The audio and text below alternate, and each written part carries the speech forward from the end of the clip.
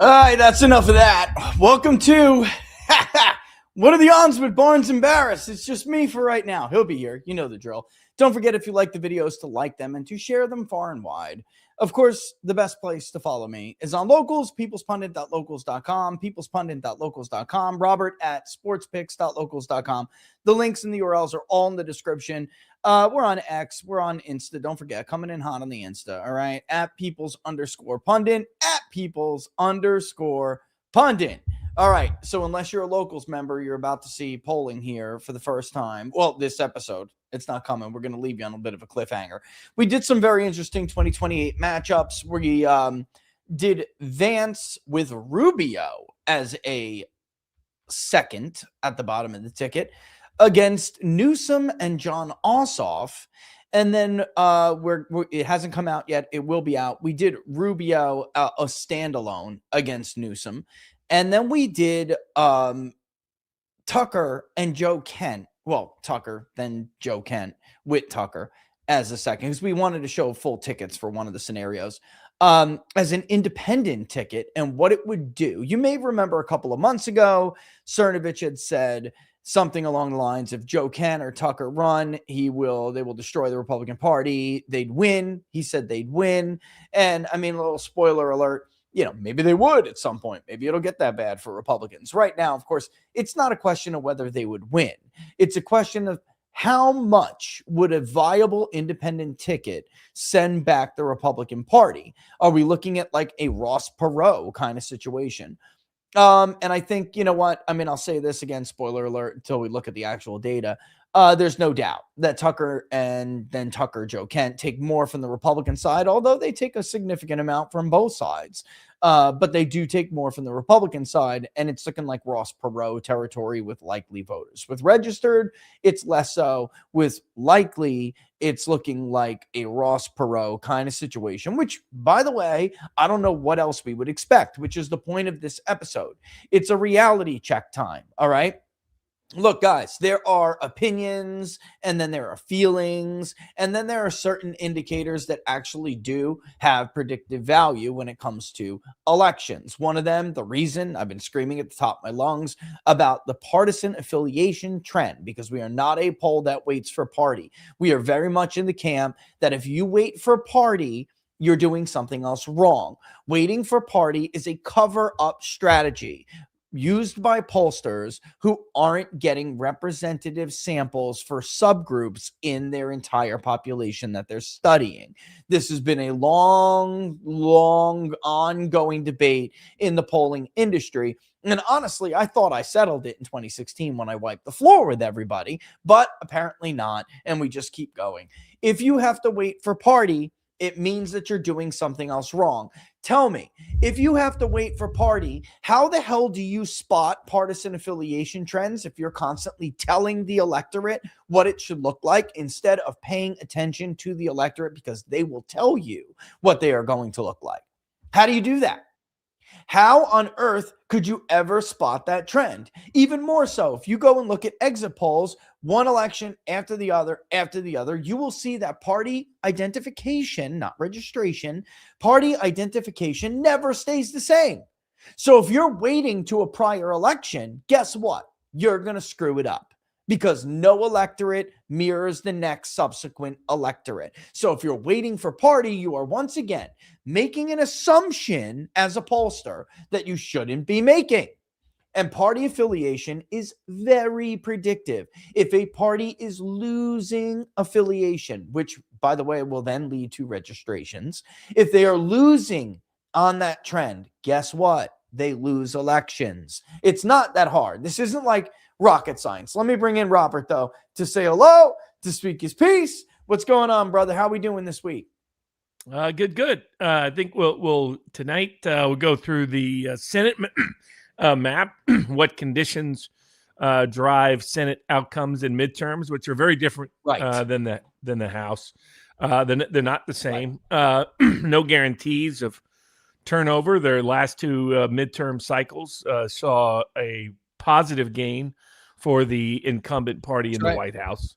And we'll go through, why people think the map usually the map has dictated the outcomes. So even when you've seen major swings in this in the Senate, it's because the map was unfavorable to the incumbent party.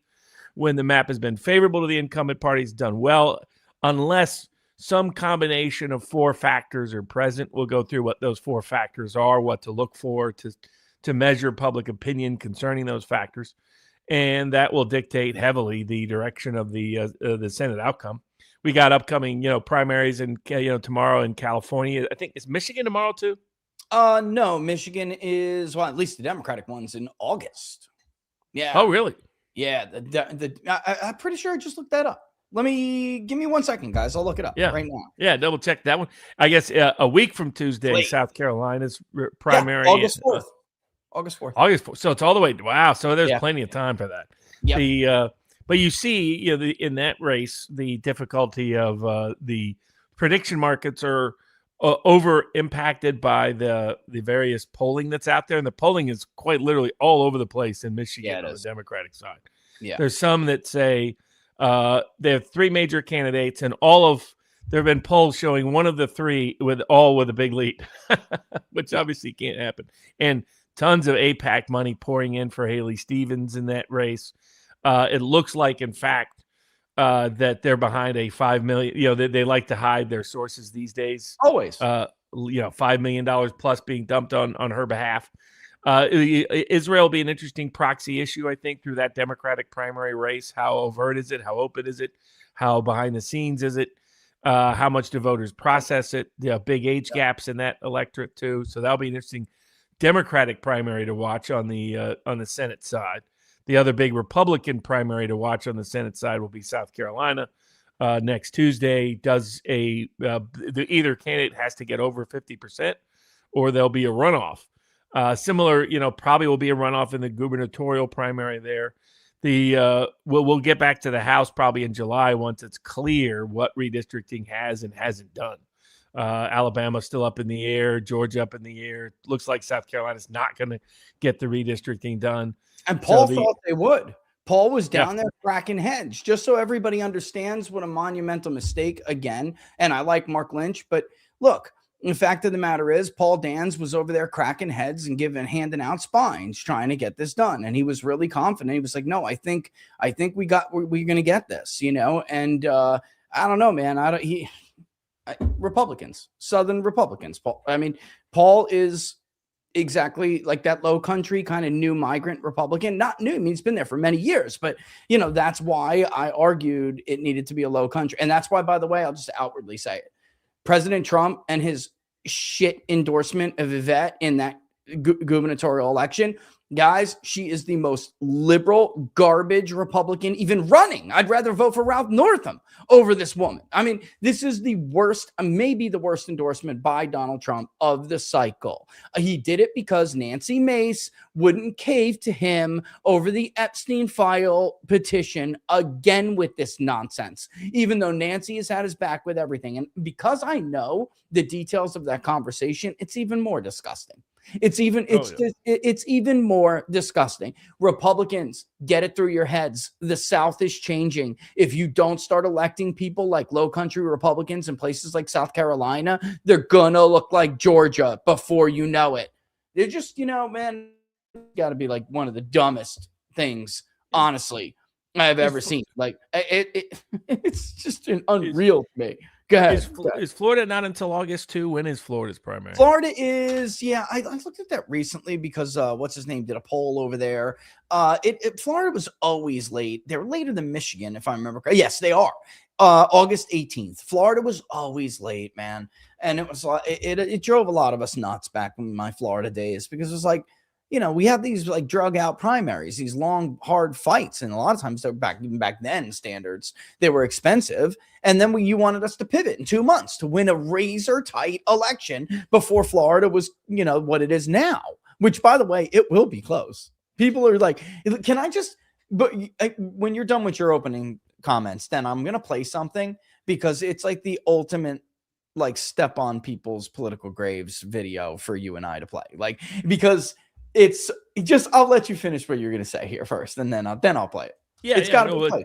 Got to be perfect. We'll go through the whole Senate map. Some of that will be determined by primaries yet to happen. Some of it will be impacted by whether third-party candidates, whether libertarians mount serious candidates, like they are mounting a very serious candidate in Montana for the U.S. Senate. They may do the same in South Carolina. That could make a difference in some of these close seats, close races. Will they do so in Michigan?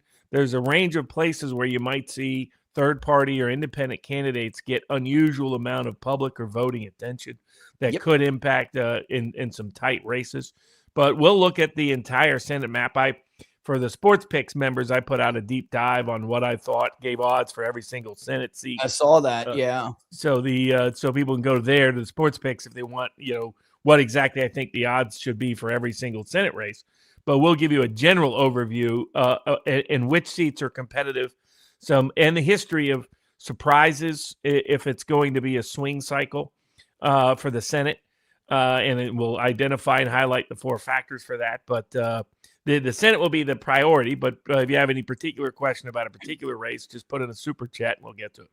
Yeah, let me just add to something Robert said before I play this clip, which is I'll argue that there are circumstances surrounding Senate maps and how they end up in midterms. Most of them are cyclical, right? And Robert and I will talk about this, like, except in these cases and except when these things happened. And I'm going to throw on top of all of that the nature of the realignment in today's cycle. All right. So the reason in 22, and for those who watch Inside the Numbers, this, we laid out why Democrats were able to buck history in 22, especially with Biden's numbers being so bad. All right. One of them, which is an enormously important factor, was the nature of the realignment, and that Democrats understood it better. They understood that, oh my God, you know what? For once, we're not the ones who are going to have a hard time in a midterm because our voters are now the higher propensity voters. We now have the high propensity older voters. We now have the high propensity educated white voters. We now have even the excited, more motivated non-whites that still do vote in significant numbers, not Hispanics, but Black population specifically, especially in the South, which is going to be important for John Ossoff's race in Georgia. It's going to be very important for Michael Whatley and Roy Cooper in North Carolina, which, by the way, I'm telling you, North Carolina is looking like I don't even want to look on election day at my own state. I don't want to look. It's so bad, Robert. It's so bad. And then that's something I think that Republicans, which is why on election day, on election night, 2024, I was going around to all these shows taking my victory lap, but also throwing cold water on people because everyone's so excited. And I'm like, okay, but you guys need to understand and process this. Like, you don't have time to go through the learn this on a curve, bro. Like, you have to learn this right now, that your coalition is a lower propensity coalition now. You have a bigger coalition, which they blew up. They don't have anymore, I would argue. But they had a bigger propensity, a bigger coalition, but it was lower propensity, and that they needed to understand that things needed to be done in order to not be wiped out in the midterms. All right. Just because of the realignment alone. These are lessons we should have seen Republicans learn in 22, but they didn't. So I just want to play this clip though, because I clipped it because going into 24, Robert, this was one of the guys who, while you and I and very few other people, but it was like this crazy dichotomy, this crazy like dual universe where, the right just knew Trump was going to win. And everyone should have known the left shouldn't have been led to believe delusions, which they were, and they were being force-fed slop on a level by like David Plouffe and others that I couldn't believe with my ears, because I knew David Plouffe knew the real situation. So I knew because people were giving me Kamala Harris's polling. For those who followed us, you remember, I knew Harris was down in her own polls in each state. I guessed the margin correctly in all the states. I knew. And by the way, so did Steve over on Real America's Voice, not Steve Bannon. Steve, who's in Michigan, Steve. And I'll never forget that day. And yet David Plouffe was out there telling people how internally things look so good and that these are just right-wing polls flooding the zone. It's all BS.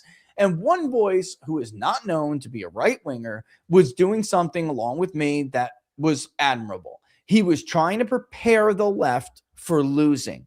He was trying to tell them, look, I talked to people on both sides, and I'm telling you, the internal polling at this level is more robust, it's more granular, and nobody expects Harris to win this thing. In fact, it's probably not even going to be close. And people are like, he's crazy. He's nuts. He's just trying to get YouTube clicks. Harris is way ahead. Look at my new Maris poll, which I'm going to show you. And Harris is ahead by 4 in Arizona. Meanwhile, she got killed in Arizona. That was a 10-point miss by them.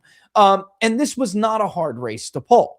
It wasn't. 24 was not like a difficult environment, folks. Like 2020 was a difficult environment with COVID. There were like crazy response biases. There were framing biases, social biases, cognitive biases, participation biases. It was like getting thrown at you from every angle, and you had to navigate it. And like one or two of us did, right? Whereas everyone else really shit the bed, even if they got it technically right that Biden won. Famously ABC News, they had Biden up by 17 in Wisconsin, a race he won by 0.2%.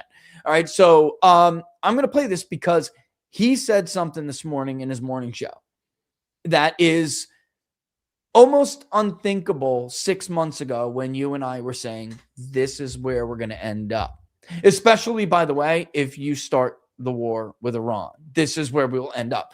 Now it's starting to sink into the mainstream, yet there still are super delusions on the right about the reality of the national mood that we're in and what that national mood means for these states that they still think are going to vote like 24, and that's just not reality. And let me go ahead and play this clip, and then we'll address some of what he says. Hold on. Gentlemen, if you're They cheering didn't want for the hammer to fall in the first place. well, some of them did. If you're cheering for the Republicans in the midterms, I'm telling you that if you don't talk to Republican strategists with polling data, you have your head in the sand if you think this is going to go well on the current trajectory related to the war, related to all the things the president focused on, putting his picture on money, building things named after him, lots of buck raking by him and his family.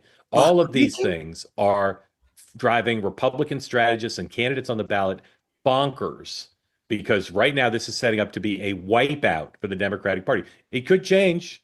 It could change, but currently it's setting up to be a wipeout. And that's not a partisan view or a media exaggeration. It is based on the polling of Republicans in lots of these states. And you may see states you're not expecting at all to go Democrat, have Democratic wins. Democrats could, I say could, pick up 8 seats in the Senate.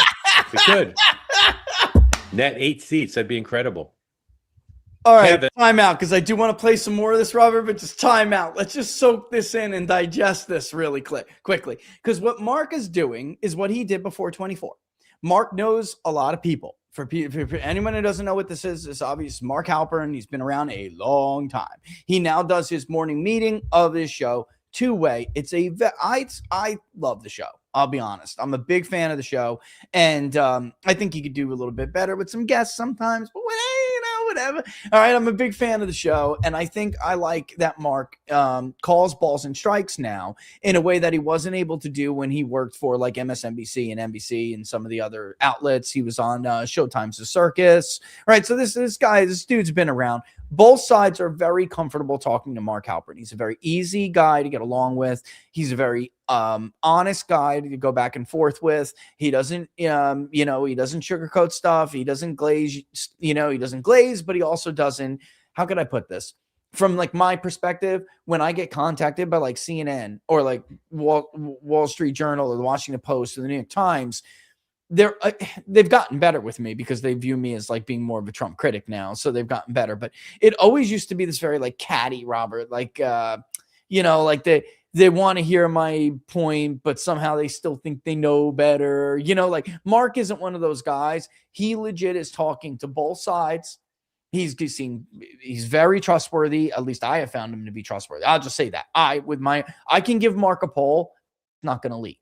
Will he go on and reference it and not say, yeah, but he's not saying what poll it is, so I don't really care. You know what I mean? But if I say, look, this is only your eyes, it'll be Mark's eyes only. So if my experience is like that, that just speaks to why so many people from both sides talk to Mark. All right. And I'm talking about both sides, guys. Like on the right, you got like TPUSA folks talking to Mark Halpern. And on the left, you got like Rachel Maddow kind of people still like talking to Mark Halpern. So, when David Plouffe or Messina go out there and make a comment like they did in 24, like Mark can call them up and say, hey, but that's bullshit, man. That's bullshit. You show me the polling, David. Show me and Mark, I'm gaslighting people, but I got to do what I got to do. So he was prepping people for this loss, Robert, going in. He just said 8 seats. And let me tell you why he said 8 seats. Because the National Republican Senatorial Committee's own polling shows them possibly losing 8 seats in states that you and I have been talking about for months that nobody wanted to talk about. You blew the roof off when you said Nebraska. Guess what? Now they're terrified of Nebraska.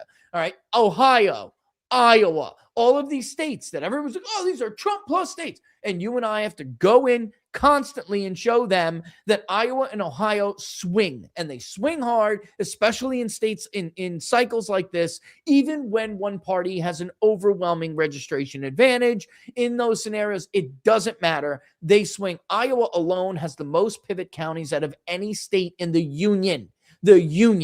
All right. And now they know those states are in deep, deep trouble. The polling in Michigan, in the Senate race in Michigan, it's like, you're totally right. It's overstating Mike Rogers' odds because it's overly reliant on the polling data. When I know for a fact that other internal polling, which isn't the push polls they put out and the partisan polls that they put out, which, by the way, got Michigan wrong in 24, he got scared, he shit the bed, and he gave Harris a 1-point lead at the end. Did we forget that? All right. That's the same poll everyone's using to pass around. Democrats in 2025, folks, the national mood was so bad, just elected a guy who fantasized about killing his political opponents and their children and his wife. All right. So the fact that they would go, they somehow wouldn't vote for a Muslim who lies about being a doctor is just, you're living in a fantasy world. Mike Rogers couldn't put it away with Trump on the ballot. The idea is going to put it away this time, and this national mood is insane to at least have the odds of that being the favorite. That's insane. And the private polling doesn't show that. All right. Ohio, Bernie Moreno, good candidate, better than John Husted. Barely won 3.5 points against the same guy running right now, who was a senator, who has the appeal to the working white working class voters in the Ohio River Valley. When Trump won the damn state by 10 points more, Moreno underperformed Trump by 10 points in a pro-Republican environment. And so you can show me all your stupid little registration advantages all you want. Mark sees it. Independents are going in huge margins for Democrats, and Republicans don't want to vote. And by the way, some of them, Robert, if we look at I'll show it after the video, but if we look at the polling that we just did, Republicans are losing the crossover 2-1. Look at how many Republicans are saying they're going to vote on the generic ballot for Democrats. This is crazy. So to pretend like some huge registration advantage is going to somehow mute the national mood is just delusion. But you want to react to this before I finish playing it? Because you're going to laugh your ass off at the next 30 seconds of this clip. It's going to be monumental what this Republican says about what he thinks they're going to pick up. You're going to piss your pants laughing. But you want to react to this first? For those who don't know, Mark Halperin, long time. Been a journalist, commentator, reporter, well tied into a lot of political campaigns on both sides, and they feed him inside information on what their internals are showing, and he's pretty accurate at reporting it. And all he's reporting is that the internal surveys on both sides show Republicans right now within the margin of error or behind in 8 Senate seats.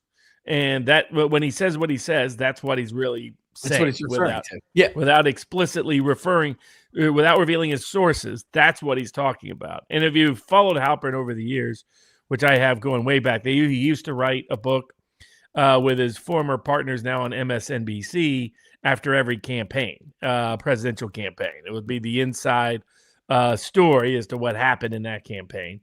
He got Me Too'd and sort of got run out from that. But so he's often had deep inside sources with the people behind the scenes of these campaigns. They're the ones telling him this. And it's not primarily Democratic sources. He would take that with a grain of salt. These are Republican sources. Yeah. So it's the Republican campaign consultants, Republican polls. Republican pollsters, Yes. Republican fundraisers who say they're in trouble in at least 8 Senate seats. And that tells you something about the broader context, which we'll get into in a bit, about what are the factors that cause a Senate electoral midterm to become a major turnover Senate. When you only have a third of the Senate seats up in a given midterm because of the staggered 6-year terms, what leads to big turnovers in the Senate. And we'll get into what those 4 factors are. But what he's saying is indirect evidence that the fact that they're in trouble in so many seats tells you that those 4 factors are seriously in play. And we'll get to that after the clip. Yeah. All right, guys, pay attention. This is, again, Mark Halpern, who's not a bullshitter. And I want you to see the difference between him and a partisan bullshitter. Okay. Now you have a cautious Democrat here, which I find to be affable. All right. But the spot. What are Democrats doing to try to make this a possibility? Or are they just sitting back and watching Donald Trump screw it up? No, well, Democrats don't discount our ability to screw it up ourselves, right? In terms of the news out of Michigan and this debate that happened, with the 3 folks, conversations about figuring out what states go first on the sidelines of the DNC, and this autopsy that's still hanging over some folks' heads. So don't discount Democrats' ability to snap, defeat from the jaws of victory here. But again, I think part of this too, we've talked about this a long time. Democrats singularly have to keep it a referendum on Donald Trump. Talk about the corruption. Talk about the fact that the economy is not working for most Americans, while at the same time Republicans are focused on things that don't matter to the American people. If we make it a choice election, if we continue to defend God as being non-binary, we will lose this election. But the conversation you had with the great pollster on Emerson, next up, everyone watched that. It's certainly the economy. And yes, Bessent, in the cabinet meeting yesterday, yes, at the Reagan forum, we'll talk about the strength of the GDP, corporations' profits. But underlining those numbers is the fact that wages and wage growth is going down and stagnant, and the American people are feeling that right now. And that's the problem that the Republicans will have, just in terms of how people are actually feeling. Right. Not the overall indicators that we tried to sell with Bidenomics, but how people are actually feeling, and it's the economy singularly. Larry, do you think I'm overstating the case about how dire things look right now for Republicans? Watch this. I do. Yeah, tell me why. But my answer to your question about what Democrats are doing right now is they're nominating people like James Tellerico and Graham Plattner and Abdul El-Sayed, which is what I've been saying all along. Hopefully not. Hopefully not the third one. Well, the third one. He's a juggernaut. He can't be stopped. Just so you all know, Michigan is not a runoff state. He can win with 33% of the vote. Mm-hmm. Yeah. It is not a 50% plus one state. So, I mean, I don't see him not winning that at this point. Here we go. But it's what, August 4th, I want to say. Yeah. Yes. This is what they're doing. Number one, the candidates matter. I can look at the same numbers, Mark, that you're looking at, and I can show you that we could pick up Michigan and Georgia. Okay. Oh, we're done. There it is. All right, we're done, Robert. You see what I'm saying? Like, you have the Democrat come in and make a cautious argument. There is that autopsy going around. There's a lot of blame being pushed, but also you have other people who are kind of smarter and get the time we're in, like Ro Khanna Moore. And he's been like arguing a lot behind the scenes. Like, you guys are so corrupt. You couldn't even put a big, exclamation mark on the state of Michigan in the autopsy. We lost Michigan because of our support for Israel. Like that, it's literally the margin. There's 150,000 Arab voters. It's literally the margin. And Donald Trump won Dearborn. I mean, this is because they viewed him and Vance as the peace ticket. And you're so afraid of Israel and AIPAC, you can't even call that out. So there is that internal fight going on in the Democratic side right now. But for the most part, you have a very cautious Democratic consultant who seems to have learned their lesson, Robert, right? Like where Democrats have screwed this up, they've screwed it up because, they got too radical and they weren't talking about the issues that matter to the voters. this is what Republicans are doing right now. Only it's not even a matter of too radical. They're just being tone deaf and they don't care, and they're being too corrupt, and they don't care about the issues that matter to the voter. And he's saying, we got to keep this a referendum on Trump and the economy, how much things cost. And that is why they're going to roll with the Epstein class and put it all under that umbrella. And it's going to be devastating. It is devastating. You and I know this from polling work and testing messages and multiple things. And then you have the Larry Connor coming in. It's just an unserious argument. We're gonna take Michigan, which is dubious at best. I mean, again, that guy could win, Robert, and they still wouldn't be favored. All right. And then you have him say that I can look at the polling data and say we're picking up Georgia. Well, folks, this just goes to show you who's Delulu here and who's not. There is zero polling to suggest that Republicans can pick up Georgia. Jon Ossoff would be a formidable opponent, formidable candidate in a neutral environment. You would have to be so delusional. You would think this is a neutral environment. It doesn't matter if it's Dooley or it's Mike Collins. It doesn't matter. Jon Ossoff is overwhelmingly the favorite. He's one of the most convincing, Democratic candidates out there right now when it comes to that argument they intend to launch. He polled off the charts. He's 8 points ahead of either candidate right now. They haven't been able to win a Senate race, Republicans, Robert, since 2000 and what? The runoff with Purdue. That was the last time they won a Senate race. And bro, that was 14. They haven't been able to win a Senate seat since that time. And the second he was up again in 2020, he and Kelly lost. So give me a break, bro. Just give me a break. And then in an environment that was supposed to be a good environment in Georgia with Raphael Warnock as the candidate. Way worse. They still get buried, and Herschel Walker loses the first round by 0.4 of a percentage point. And then he goes on to lose the runoff because Republicans do what they do all the time, which is sabotage each other and screw each other over, pretend like the DNC, the Senate Majority PAC, and the DCCC are how Democrats raise money, claim that they have a financial advantage. They don't. Warnock got outspent Herschel Walker like by $50 million or something. It was ridiculous. I mean, just going to let you react to that, Robert. This is where we're at now. You have two honest voices. I hate to say it, but the Democrats wanted them, telling a more fair side of it. You have Mark Halpern who's calling it straight down the middle. And then you have Larry who comes in with the fucking slop, the nonsense. We're going to win Georgia. Larry, your president is at 38% approval right now with one of the most favorable MAGA pollsters in the country. You're in a freaking la-la land. Democrats currently lead on the generic ballot by a margin we have never measured before. Never in the history. And by the way, it eclipsed only the prior record, which was measured last month for Democrats. This is so bad, brother. Take it away. This is too much delusion for me. Somebody get a Zoloft for that, man. Yeah, I think if we step back and look at the broader Senate map, what dictates elections? So we've had popular elections for the Senate since 1918. And generally speaking, if you do a deep dive within the 1/3 of the Senate seats are up each midterm, that typically speaking, unless these four factors are present, some combination of these four factors we're going to talk about are present, that the map dictates results. In other words, is the map more favorable to the incumbent party or more opposed to it? So, Ronald Reagan did fine in the 1982 Senate map because it was very favorable, not in 1986, even though 82 was worse for him in terms of the economy than 86 was. So like you mentioned, 2018, 2022, the last two off-cycle midterm Senate races, the incumbent party in the White House did well. Again, the map favored him.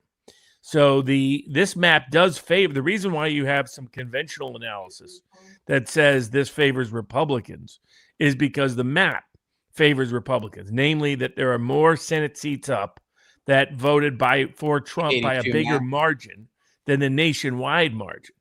And that's why people looked at this map and said, well, we think Republicans are going to hold the Senate. Yeah. Because, Georgia was a state Trump won by bigger than the nationwide margin. Michigan, he even won by about the same as the nationwide margin. So you had seats that, and then now that was an open seat without a Democratic incumbent in Michigan. So you looked across the map. You had some of you in Maine where Collins had always run double digits ahead of the normal Republican candidate. So the New Hampshire, you were going to have a Sununu running on the Republican candidate side. So they had hopes there. And that hadn't been close in 2024, but was close in 2016. Yeah. The North Carolina was trended more Republican than the national average. Yep. The Texas and Florida way more Republican than the national average recently. Yeah. Same in Ohio, same in Iowa. So you looked at the map and you looked at where Republicans were having to defend seats. And you're looking at very Trump-friendly 2024 election cycle. And if this was a normal election cycle where the map dictated it, I would say that Republicans have the edge to hold the Senate. The question is that what this cycle is? So the four factors that have changed this, where some combination of two of the four factors being present has led to a massive off-cycle midterm swing against the White House incumbent party.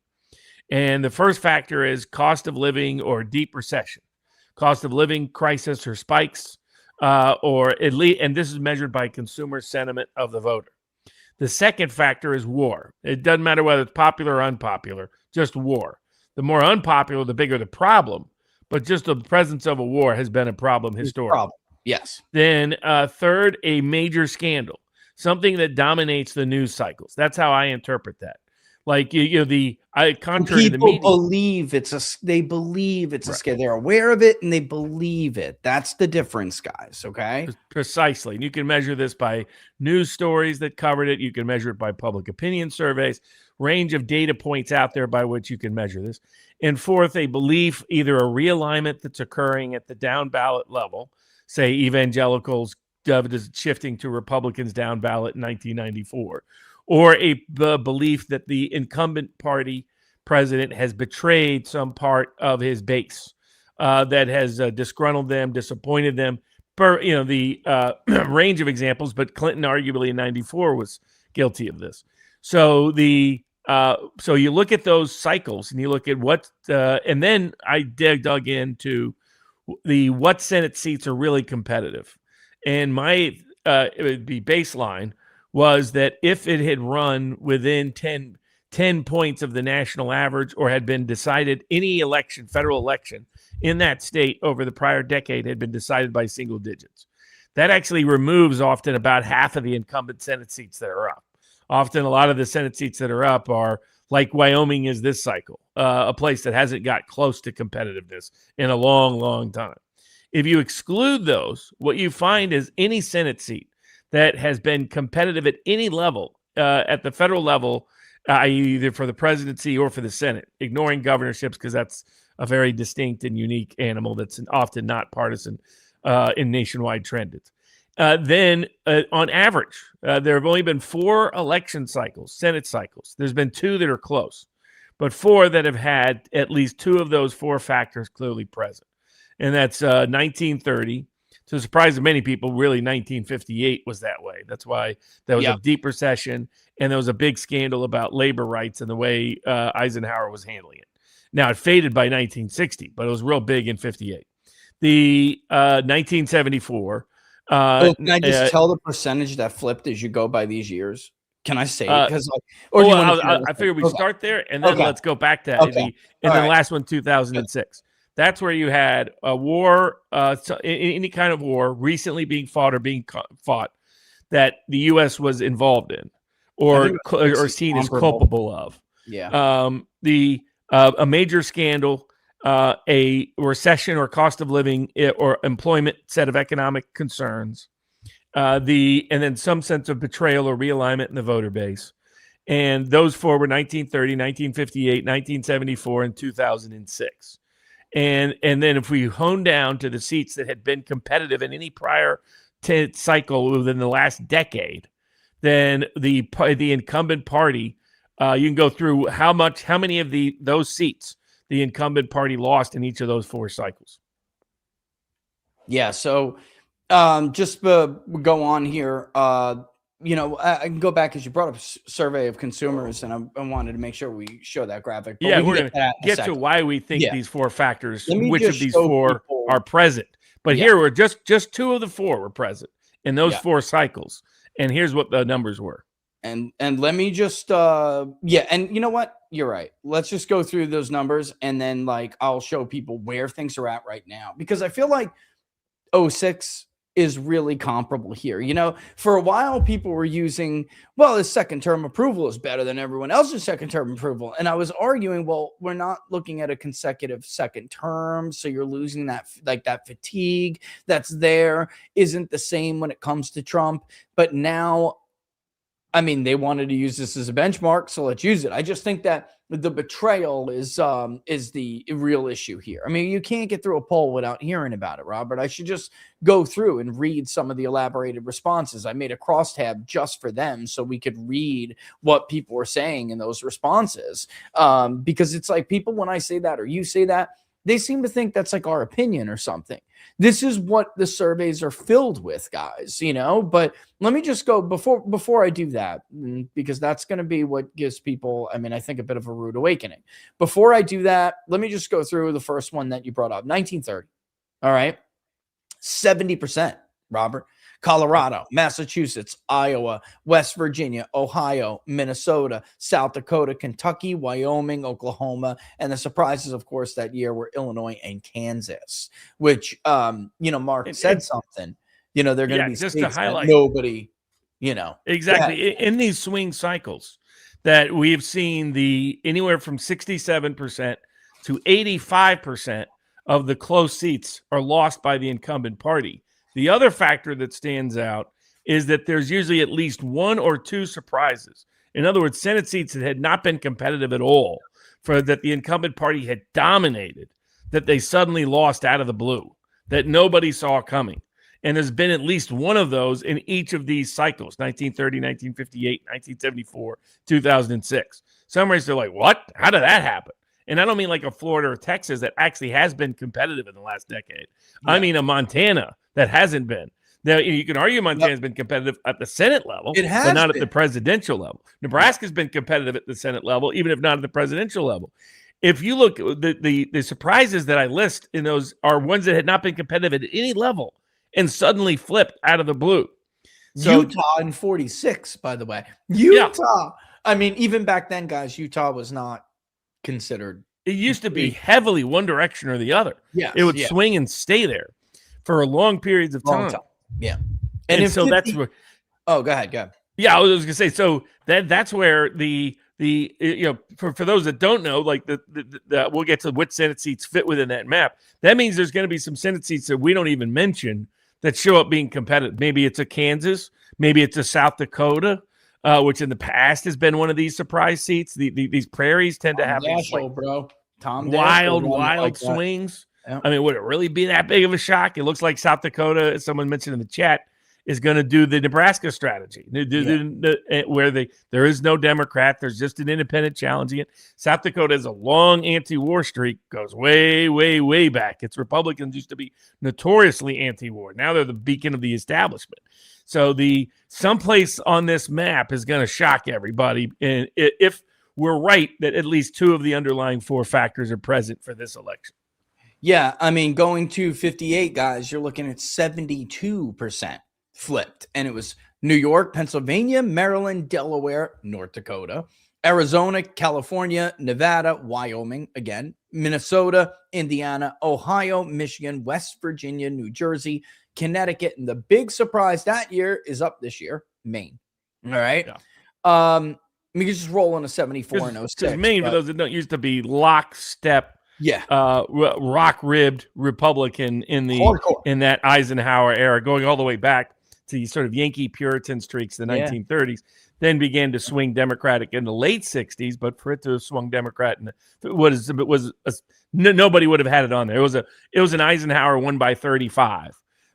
Some of these seats that we're talking about flipped. In 1930, Republicans had won by 30 points, 25 points in 28. That Eisenhower in 56 had won by 20 or more points, flipped 2 years later to the Democratic column. So the seats that LBJ in 64 and 66 just barely missed the cut. Yeah. That he won by 30 or more, 25 or more, flipped to the opposite party. Nixon won a lot of these seats by 25, 30, 35 points in 1972, flipped to Democrats in 1974. George W. Bush won a good number of these by comfortable margins and then flipped and lost them in 06. That's right. So anybody who looks and says, it was 13 points, Texas, Florida, Iowa, Ohio, seats that were 25 plus flipped 2 years later in these other examples. So that's no guarantee of anything. Yeah, I mean, I'm dying, chomping at the bit to go to 06. But in 74, guys, you're looking at totality. What happened in 74 was 67% of them flipped. And that was with them winning Kansas by half a point. 74, didn't I? Or no? Yeah, we covered it in the last cycle because we highlighted that one. But I thought so. Or the last show. But that was a seat where Republicans barely held on in Kansas. Bob Dole, no less, very popular. Barely held on in Oklahoma. Barely held on in another seat. And then they ran against the party incumbent in Pennsylvania and New York to hold on to those seats. And Nixon was already out. So that's the lowest end, is the 2/3 of the competitive seats were lost. The high end is 85%. So when you get that degree of range, what you would if 2 of the 4 factors are present in this Senate, that's really what you're analyzing as to whether or not you think it's going to be a swing election. Are at least 2 of is there a war? Is there any economic issue, cost of living, recession, or employment? Is there any kind of major scandal? And is there any sense of betrayal or realignment within the voter base? And I would argue this is what's unique about this cycle. This is the first Senate election midterm in American history where I would argue all 4 factors are present. You haven't had one where all 4. Your closest one you could argue is a degree 06 and 74. But again, you didn't. You could argue in 74 you had a major scandal. We just got out of the Vietnam War, and we had a cost of living crisis. But Nixon wasn't perceived as betraying his base or causing a realignment. So you had 3 of the 4 factors. In 1930, major depression that was ongoing, and there was a range of controversies and scandals concerning Hoover, but there wasn't a war at the time that was building about 5-10 years out. And so you didn't have all 4 factors present, and yet it was a disaster for the incumbent party. Here you have the cost of living crisis, as every voter group is reporting, and we'll show you the voter data on that. It doesn't matter whether it's Gallup's polling, the Consumer Board's polling, University of Michigan's polling, or Richard's polling. It's showing bad news on the economic front across the board.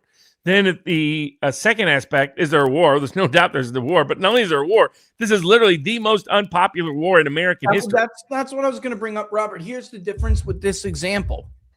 In 06, it got unpopular by that time. But when he sold it, Bush sold it, right? And you can go back even to 46, right? War became unpopular later, or we were coming out of it. Of course, you have the Korean War later on in the 50s. But this is the first example when we have a president not even try to sell an unpopular war at all.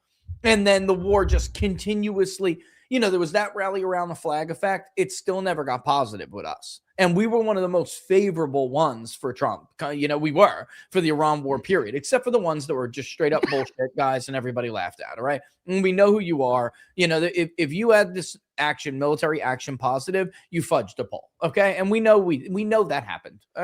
By the way, keep your eyes on the Wall Street Journal soon. Okay. That's all. I'm going to leave it there. It's going to be huge. And this is part of the second thing, which is corruption. You notice Mark Halpern brought corruption. He brought up, what did he call it? What did he call it with the family? Something all Reagan. The bucks. Bucks. Yeah.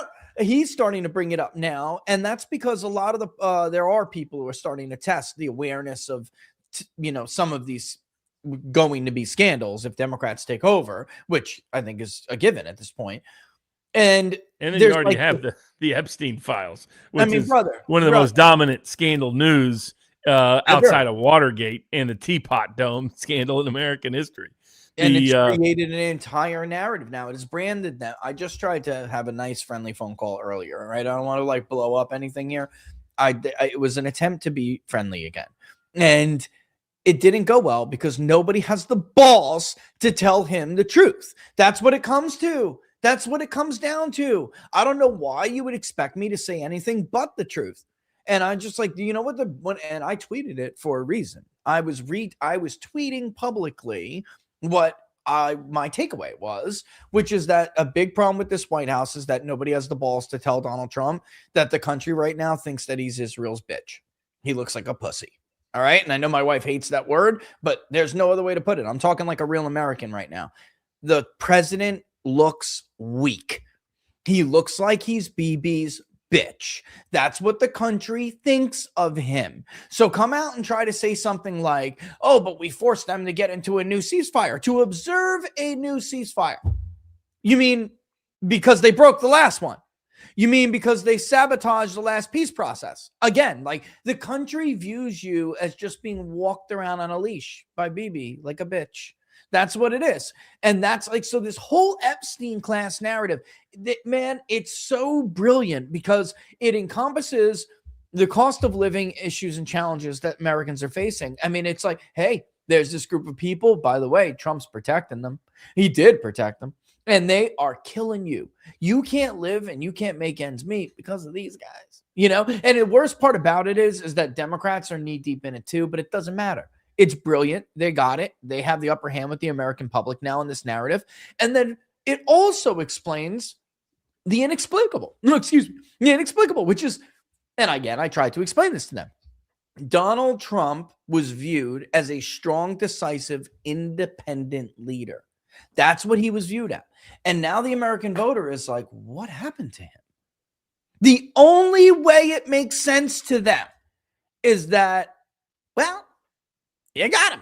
You know what I'm saying? Like, that's the only way it makes sense to the American public. And they just can't get it through their heads. They're like, oh, that's just ridiculous. The president is totally in charge. Look. And it's like, you know,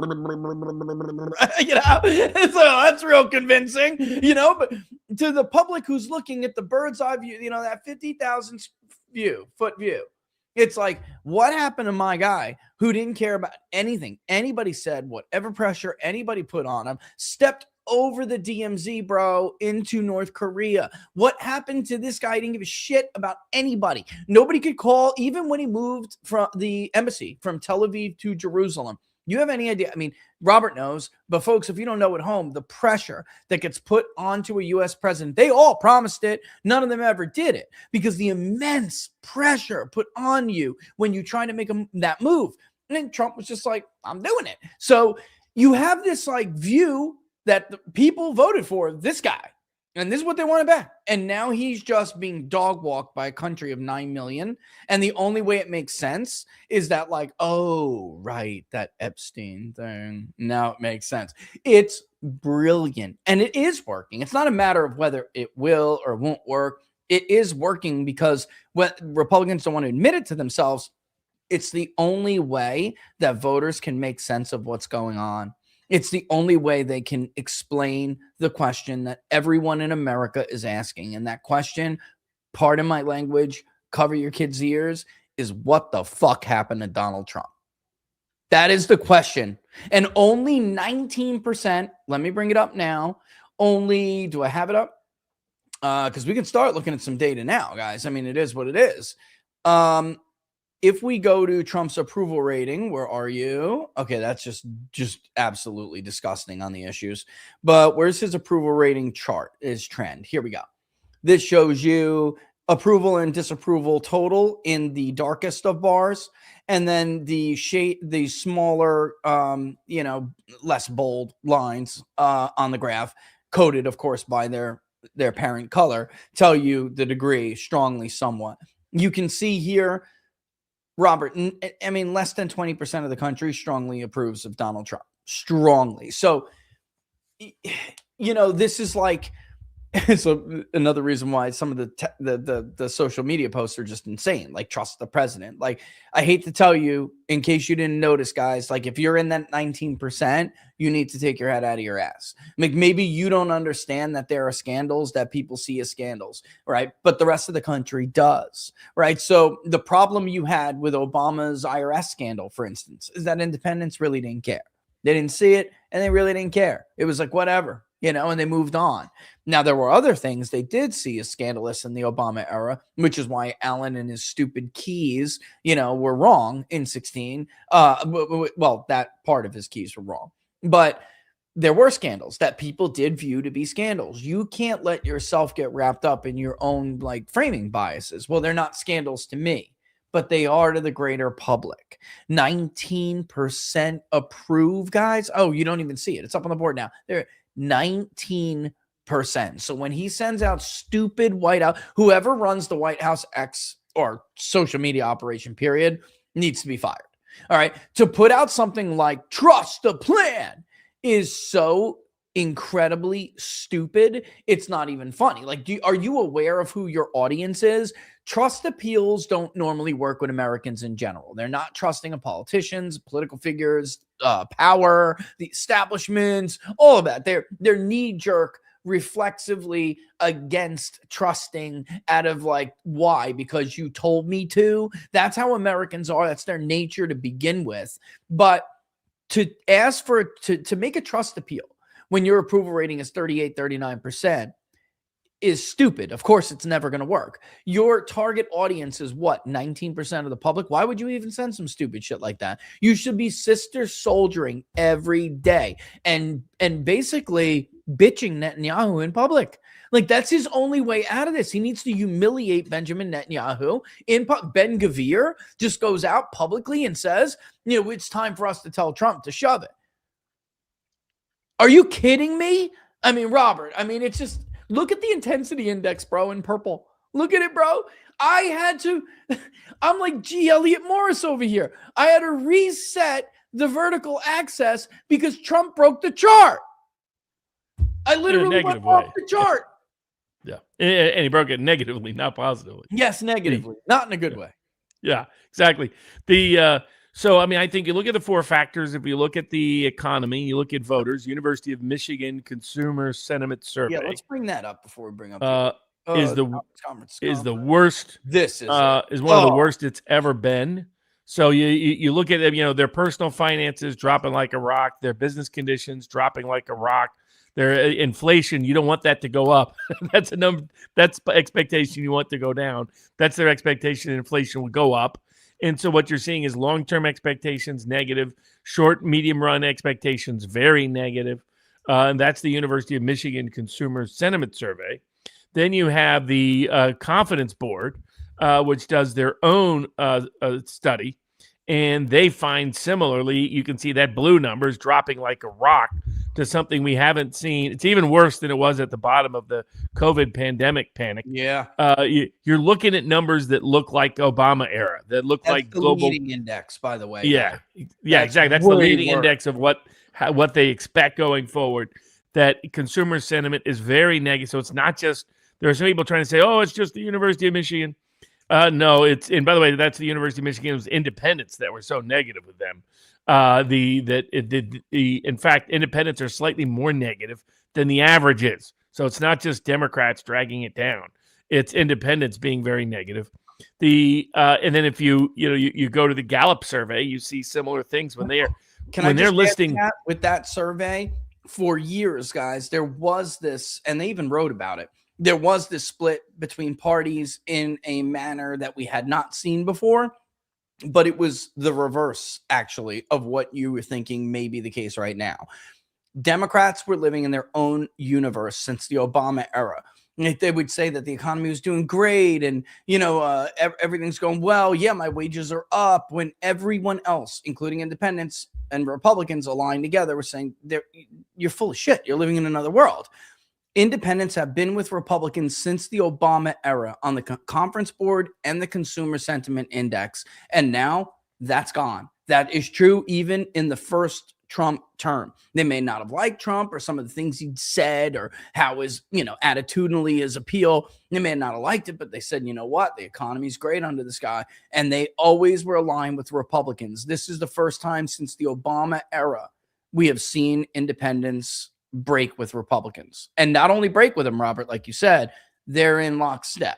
And then, by the way, there's large percentages of Republicans in those surveys saying things are bad, like ours. But go ahead. Oh, exactly. Wanted So to point the that out. very, very negative perceptions on the economy, and then Gallup, when they ask people what you're very concerned with, it's economic numbers plus healthcare and housing, and they're at higher numbers than they've been in Sound a long familiar? time. Yeah, exactly. They're saying Exactly what we the said. job market sucks, the cost of living is way out of control. We can't afford gas prices or energy prices. We can't afford housing prices. We can't afford healthcare prices. So you've got a cost of living crisis in voter public perception at multiple levels that isn't limited to just an issue. Like I hear people say, well, don't worry, the gas price will be back to normal in the fall. Aside from the fact that they're highly likely to be wrong about that economically, it's just one of many factors voters are deeply concerned with. That on the cost of living side of the aisle, they expected Trump to return it to pre-COVID. He has not. They expected him to return job prospects back to the pre-COVID growth line. He has not. They expected him to return the wage growth, real wage growth, to back to pre-COVID. He is not. And instead, housing and healthcare are worse. And he has said things like, I don't care about what Americans are worried about financially. And I get it was meant to be a different statement, a different context. You still are never stupid enough to say that. You don't say the words, I don't care about the midterms. Jesus. You don't say the words, Americans don't have Oh my talent. God. You don't say the words, I don't want your vote if you are concerned about the Epstein files. This isn't 8D chess. It's political stupidity. It's all. It's Trump not smart, Trump stupid. It's Trump dumb with a B, which most Americans have always known was part of the word dumb. Instead of him doing these dumb lectures about this. Well, did you know the word dumb actually includes B? Oh my goodness. Brother. It's what happens when you have crazy nitwit grandpa in the White House. So, but the that's American what Mark is talking about, though. Again, the reference. That's the public perception. That's what Mark is talking about. Yes, correct. So, economy negative by any metric, and some of the worst numbers we've ever seen. Now, war, is there a war? There's no doubt there's a war. It's dominating the news cycle for the last every single hour of every single day for the last 3 months. Like we said it would. It would suck all the oxygen out of the room. Nobody remembers the tax refunds anymore because all of it got sucked up into war. And he can't get out of it. So, and as Richard pointed out, the most unpopular war throughout the whole history of the war in American history. That's the reality, not 100% of MAGA nonsense and gibberish that the president convinces himself of on a random notice. This is the most unpopular war ever, and it is getting more unpopular because unlike past wars, this war is deeply intertwined with the scandal problem and the economy problem because it's perceived as being fought for Israel, and that connects to the Epstein files, and it's perceived as causing a price spike in terms of the supply chain and energy costs that goes into everything else in terms of fuel and food costs. So totally. So you have an integration of the war with the cost of living crisis and a major scandal. By every objective metric, the Epstein files is a major scandal, and it's only the beginning of the scandals as drip, drip, drip, they will put out information about all the fraud, all the corruption, all the sweetheart deals, whether done at antitrust, done to betray Maha. You're a big chemical company, even a foreign chemical company, and you want to dump glyphosate onto people's products and into the food supply that's causing cancer with kids. So that's leading to lawsuits all across the country. You want the Justice Department to take your side. Just make a big donation to the right people, and boom, they're right there. You want the state of New York to be advanced, that they can discriminate against you on religious reasons for objecting to the vaccine mandates. And you don't want the Ketam fraud case against Pfizer pursued related to the COVID vaccine. Just make a big donation. Boom, you got what you want. You want an antitrust case shut down, closed, taken care of, disposed of. All you got to do is make the right donation to grifter, criminal, unregistered felon lobbyist, the Mike Davis and his pal Will Chamberlain, and boom, you got what you want, Live Nation. You got what you want, HPE. You got what you want, Larry Ellison, Paramount. You want Warner Brothers. You want CNN. You want CBS. You want TikTok. We'll give all of them to you. And that doesn't even deal with the pay for play, with the pardons, the pay for plays for fraud case dismissals, the pay for play for have every single Foreign Corruption Practices Act case closed, which is what they did. So the Epstein files linked in with all of that corruption, linked in with the war, linked in with the economy. And then last, but definitely not least, is there a part of Trump's voter base that feels betrayed? Well, it's basically everybody you could signify it, and Thomas Massey and Marjorie Taylor Greene, the people that were deeply loyal to those two members of Congress that represented that wing of the party, anti-war, libertarian-leaning, fiscally conservative, budget-oriented, the food freedom-oriented, medical freedom-oriented. They crushed. They told everybody, you're not welcome in the Republican Party. We don't want you in the Republican Party. And guess what? They're going to accommodate you. They'll be happy to be your huckleberry. So you got all four factors. You're spelling disaster. I think the minimum number of Senate seats Republicans lose is 5, and the maximum number is more like 12. 8 is the median. Can you imagine that, brother? Oh, yes. That would be an listen, let me just, before we go on, let me just read to cover a wide territory that you just covered. I'm going to read some of the elaborated responses so people can understand, and let me see. Did I put it up just so everyone knows I'm not full of shit? Okay, here they are. A lot of things that are happening in America have nothing to do with us, and we're not getting any help. A lot of what Republicans are doing are actually distractions from Trump's own criminal activities. They have no concern for this country or our citizens. Where's the other one I thought was particularly good, as whether or not you said there was a by the way, guys, the overall sentiment score is -2, which means very negative. So like you could ask me to go find a positive remark, but I'm telling you, and I'll read one. But I'm telling you, when the overall sentiment score, which is text analysis, obviously, is done, when it comes back to the highest negative value you could possibly get, it means I actually have to go searching for a positive comment in order to find one for you. Everything that Trump has done is to divert us from the Epstein files. Isn't the point of American government to be focused on American citizens? Oh, all they are doing is making us look pathetic. Offensive comments about the war, and it's all distractions since the toddler dictator returned back to power in 2025. All this administration is concerned about is oil and lining their own pockets. All Trump wants is glory and power. Don't give a damn about us here at home. Although I don't really agree, I think they are still focusing on the right amount of domestic and foreign affairs. Oh, there you go. There you go. Let's keep going. Some Trump basically dabbling in other countries. America first is most important. America first, not foreign affairs. Here it is. America first, my aching ass. We the people are last on the current regime's agenda. By the way, that is a boomer Trump voter. I looked him up. All right. Americans have problems just like any other country. Those need to be solved too, You want me to keep reading? Because I can keep reading all fucking day. There's one about Laura Loomer and some of the special favors he thinks that Laura Loomer has done for President Trump. And that's why we're in this war with Israel, because of that. I kid you not. That's where we're at right now, folks. This is bad. This isn't, oh man, things aren't looking so good. Maybe we have a few more months. This is 5-alarm fire shit, man. We've been sending up flares in the sky for months. Nobody paid attention. The shit's going down. No Mayday even went out. And these idiots are out there going, stop being a mannequin. Exactly. And so I should read more, bro. They're really good.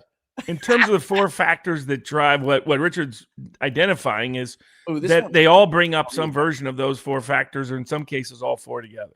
That feeling betrayed, feeling the economy stinks, feeling the war is stupid, feeling the scandal is driving things, that you've got some aggregate. And what's unique is that these four kind of fit together. They think he betrayed his voter base for the Israel lobby, which is why he hid the Epstein files, which is why he's in the Iran war, which is why the economy is underwater and he's not focused on it. That's right. The fact they tie these all together makes it much, much worse. For Republicans running, and Trump has amplified the problem by endorsing mostly establishment candidates in almost every race, taking out the more populist challengers where people could feel they had some representative hope. That, if you're a big Massey supporter, you want a Republican House because Massey then has more power. Same with Marjorie Taylor Greene. But now they're gone. the Nancy Macy's trying to prevent from running from governor. He may turn the governorship over to a Democrat in South Carolina with some of these dumb decisions. He might do the same thing in Florida.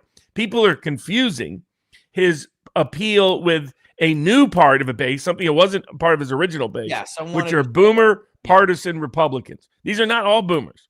These are just the boomers who identify as partisan Republicans, Right. who have been who loved Mitt Romney, who loved John McCain, who loved George W. Bush. That's his new base.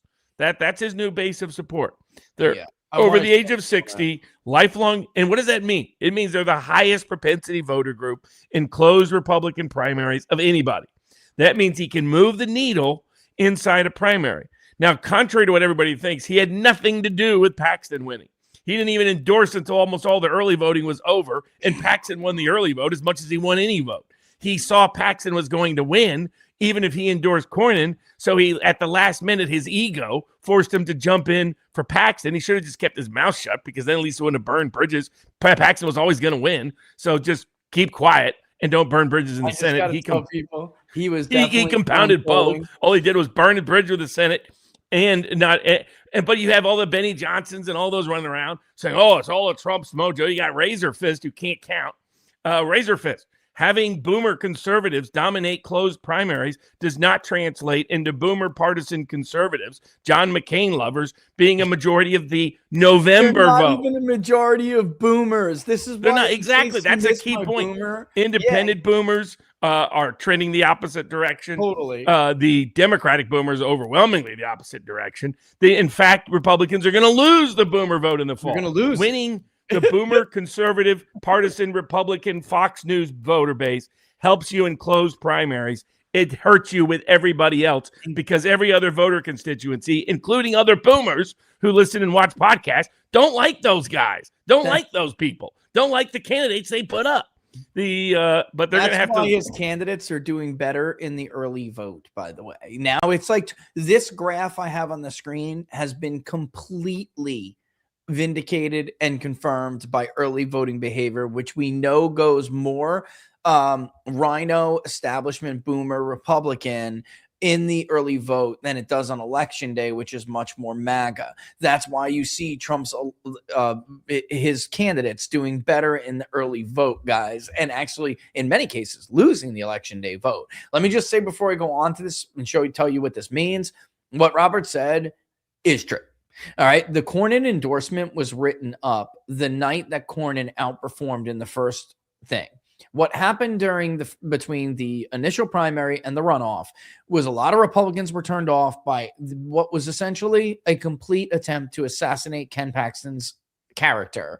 It was a beyond the pale level dirty campaigning. And there was immediately polling detected. There was this blowback against Cornyn, where there were vote switchers who were Cornyn in round one going to Paxton. By the time things were said and done, I mean, I could just tell you, Robert knows, we handed them a 59-36 Paxton poll. And what it basically showed was that even if Trump endorsed Cornyn before he gained like, I want to say like 4-6 points with Trump's endorsement. Paxton, Cornyn didn't even, he pulled up and Paxton came down a little, but it wasn't even close to enough. Like the risk of Trump being embarrassed and then losing because he endorsed a rhino was not only real. I mean, it was the likely scenario. Paxton was going to win anyway. So that's why he did that. But what this shows up here is that MAGA is not MAGA anymore. I mean, I can prove this. This is verified. That is what I said on Tucker, brother, demonstrably true statement. Tucker did you see him laughing when I was rattling off these numbers? He was literally laughing because it's suicide. He's laughing at the prospect of, to cater to the Fox boomer, they committed suicide with not only their own coalition, but everybody knows, like, the Mitt Romney argument doesn't win a general election. And that's what Trump has been relying on at this point with some of these endorsements. 18 and 29. If you were a Trump voter, 18 to 29 Republican in November of 2024, on November 5th, 55.3% of you said that you were MAGA or America First, right? Same thing at that time. 36.6% now That's how far down it's declined. If you were a millennial, basically, or just under with the 45s cut out of this age bucket, but 30 to 44, you were the most MAGA, the most America First voter in this country. If you were a Trump millennial, 63.6% said, I am MAGA, I'm America First. Now it's 46.9%. 45 to 64, Gen X was 48.4%. It's declined by about 5 points to 43.1.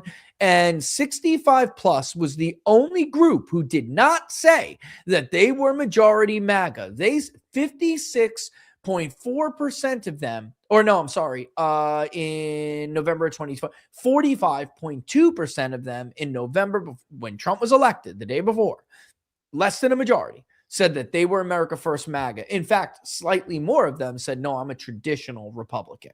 All right. Now that's 56.4% saying that they are MAGA. The only group that got more MAGA is the old white person. That's it. All right. And it's funny too, because you can see it even with race, which we added here in November when Trump was elected, only 42.8% of his vote that was white said I'm MAGA. Now it's 47.7% because of the older whites doing it. Meanwhile, look at Black, Hispanic, and Asian and other all collapsed.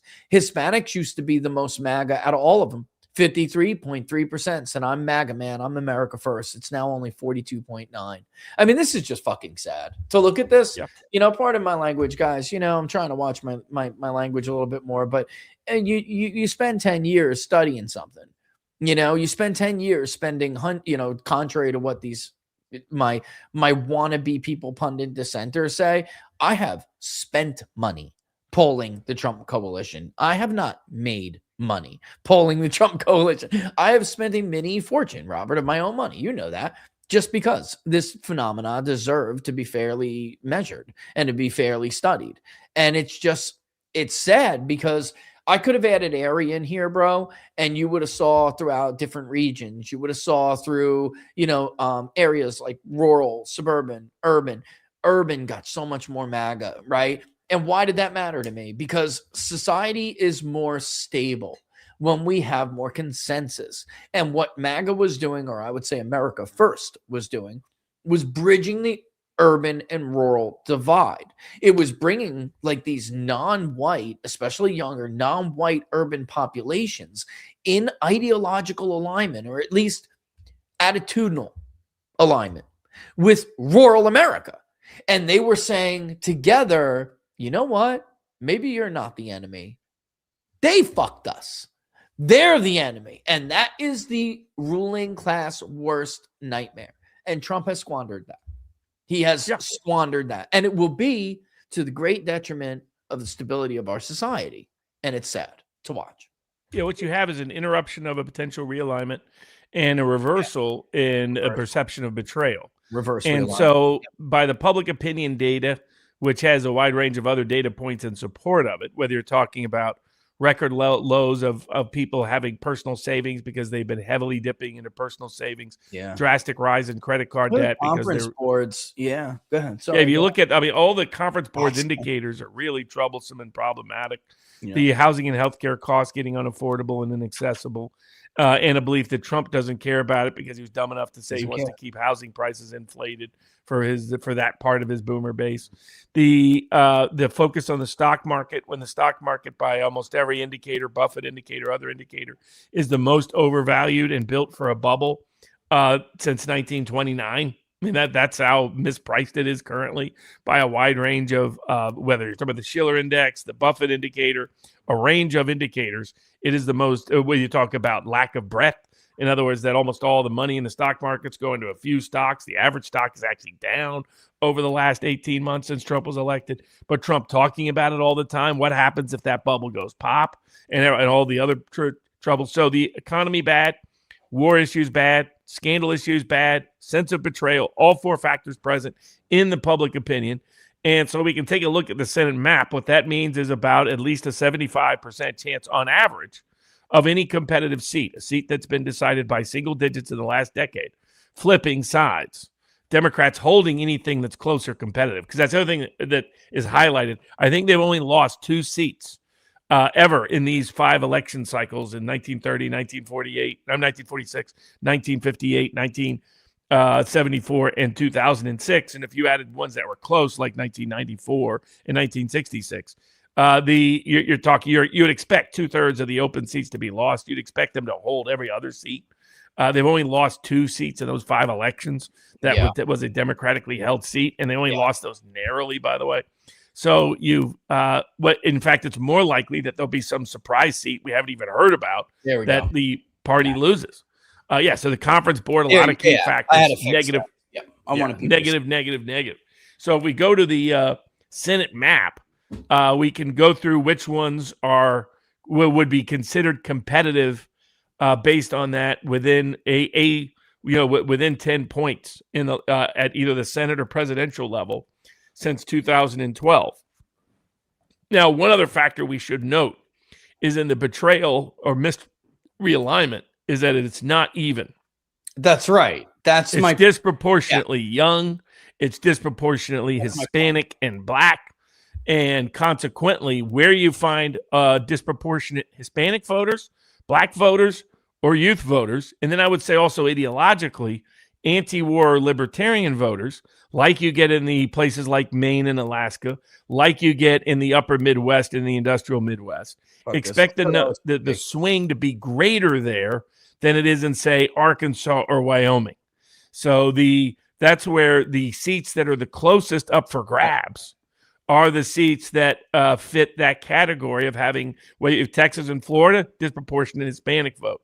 In Georgia, North Carolina, South Carolina, Mississippi, if you want a surprise, don't be too surprised if Mississippi is close on election night.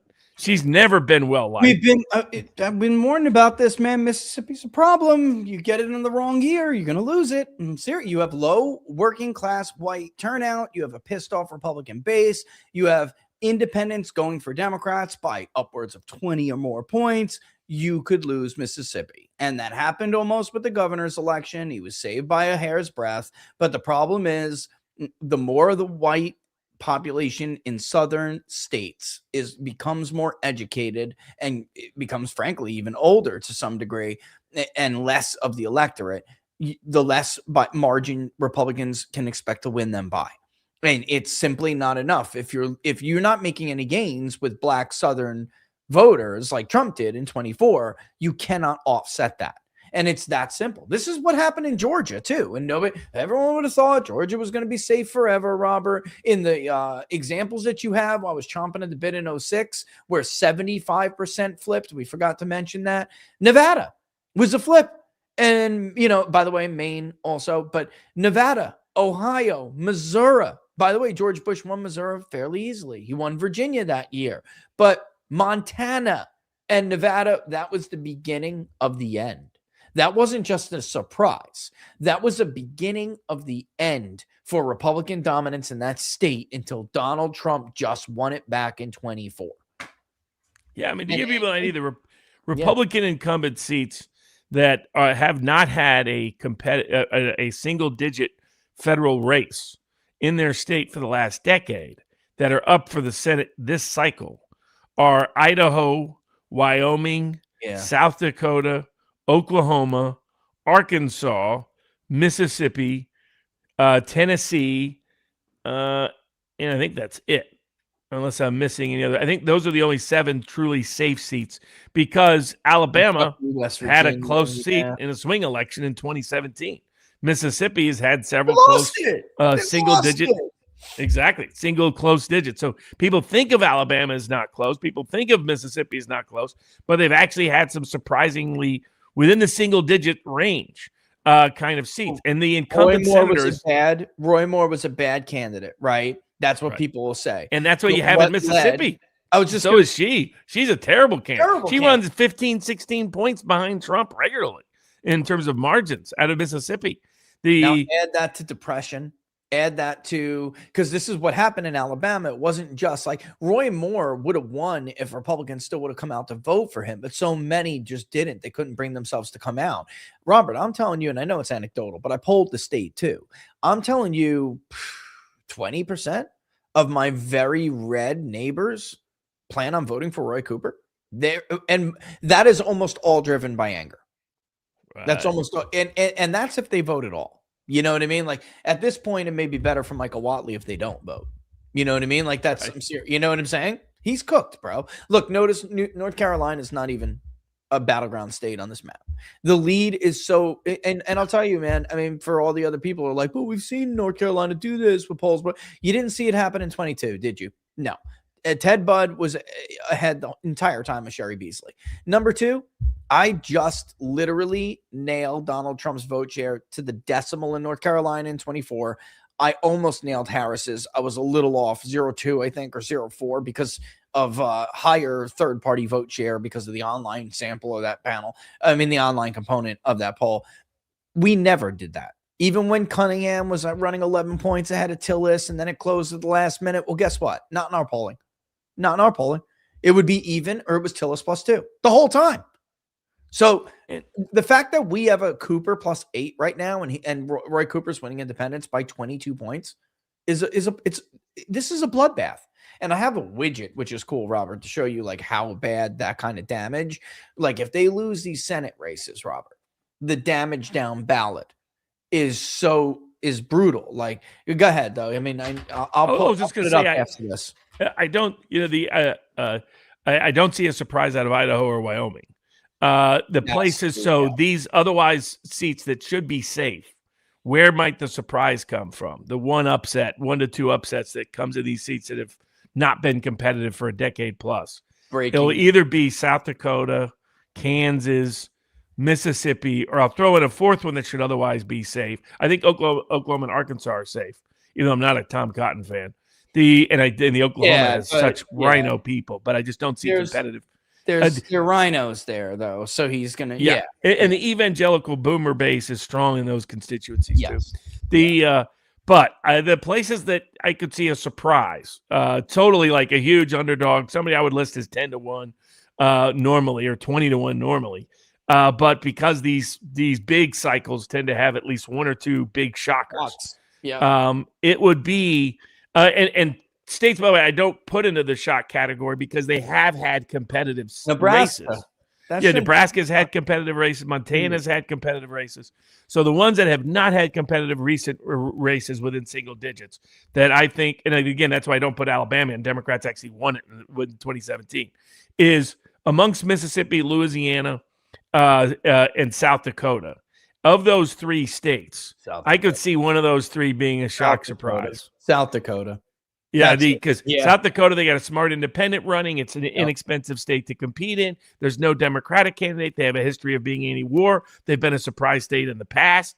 Louisiana, because Letlow's really not liked.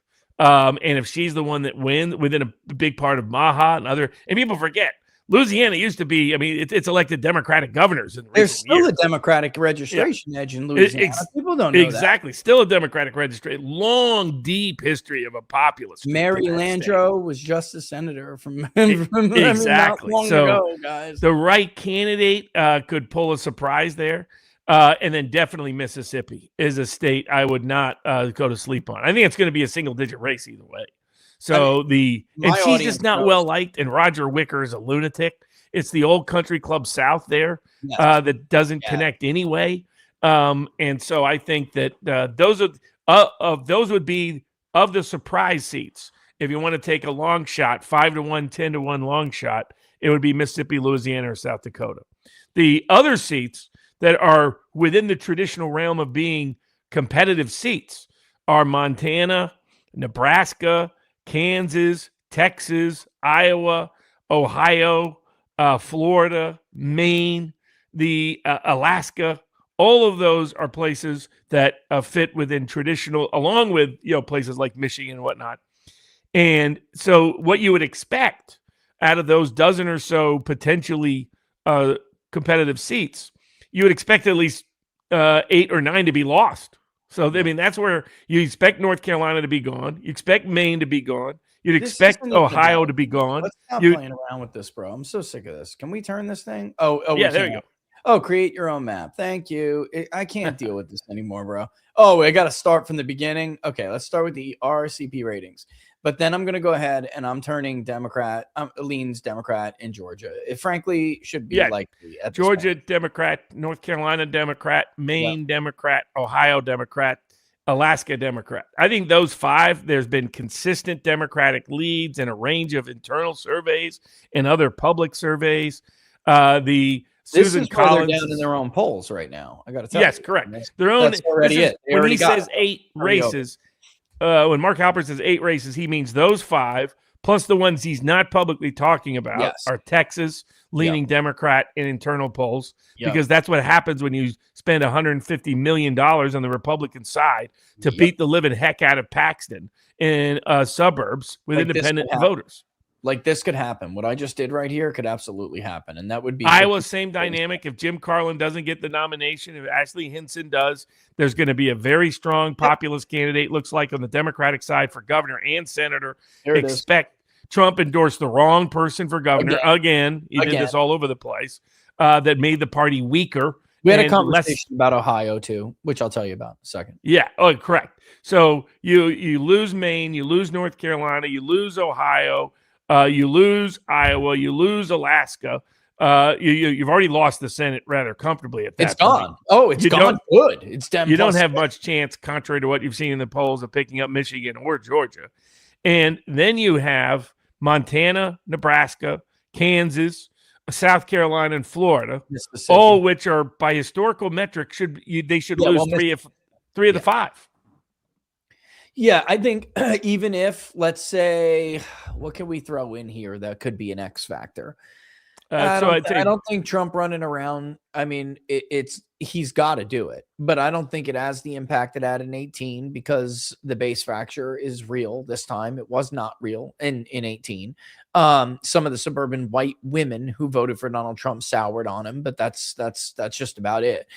That they can tolerate that and still generate enough turnout among boomers and working class men to be able to stem off a real bloodbath. And that's what they did in 18. And they actually ended up picking up 2, which was the best performance for an incumbent party since JFK. If they would have won Arizona, which would have required allowing Kelly Ward to run her race the way she wanted to, instead they got McSally, which ended up being a disaster. And she didn't generate base turnout, and she lost barely. I'm telling you, Kelly Ward would have won that race. I'm telling you outright, no problem saying that. And the Republicans lost that. Otherwise, they would have done the best of any incumbent party since FDR. You would have had to go back to FDR for a first-term incumbent midterm. Whoa. But I was going to say, we know which 2 seats Halpern's talking about. We do. That are the 8 seats that are behind, and the other 2 are Nebraska and South Carolina. South Carolina, because Graham is in trouble if he wins the primary, as it increasingly looks like he will. I mean, I hope there's a runoff. I hope Lynch campaigns more effectively than he has so far.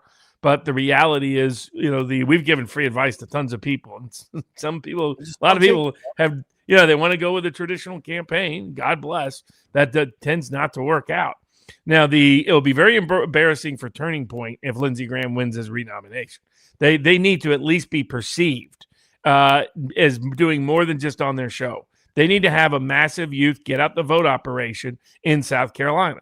If that vote doesn't turn out, people are going to start thinking Turning Point's kind of an empty weight, that they can piggyback off the Republican Party or Trump, but that if they act independently, they no longer have the juice that they did when Charlie was alive. They really need to force Graham into a runoff, and they really need to get a good turnout then in the primary and in the runoff amongst younger voters. They need to be heavy on the ground.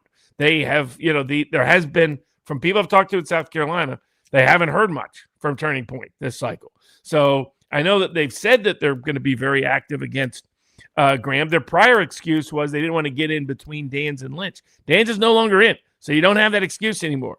If you want to make up for the perception of some of your audience that you betrayed Thomas Massey, if you want to get past that, then do God's work and take out the senator that said had to be defeated by Charlie Kirk, because there's no excuses on that one.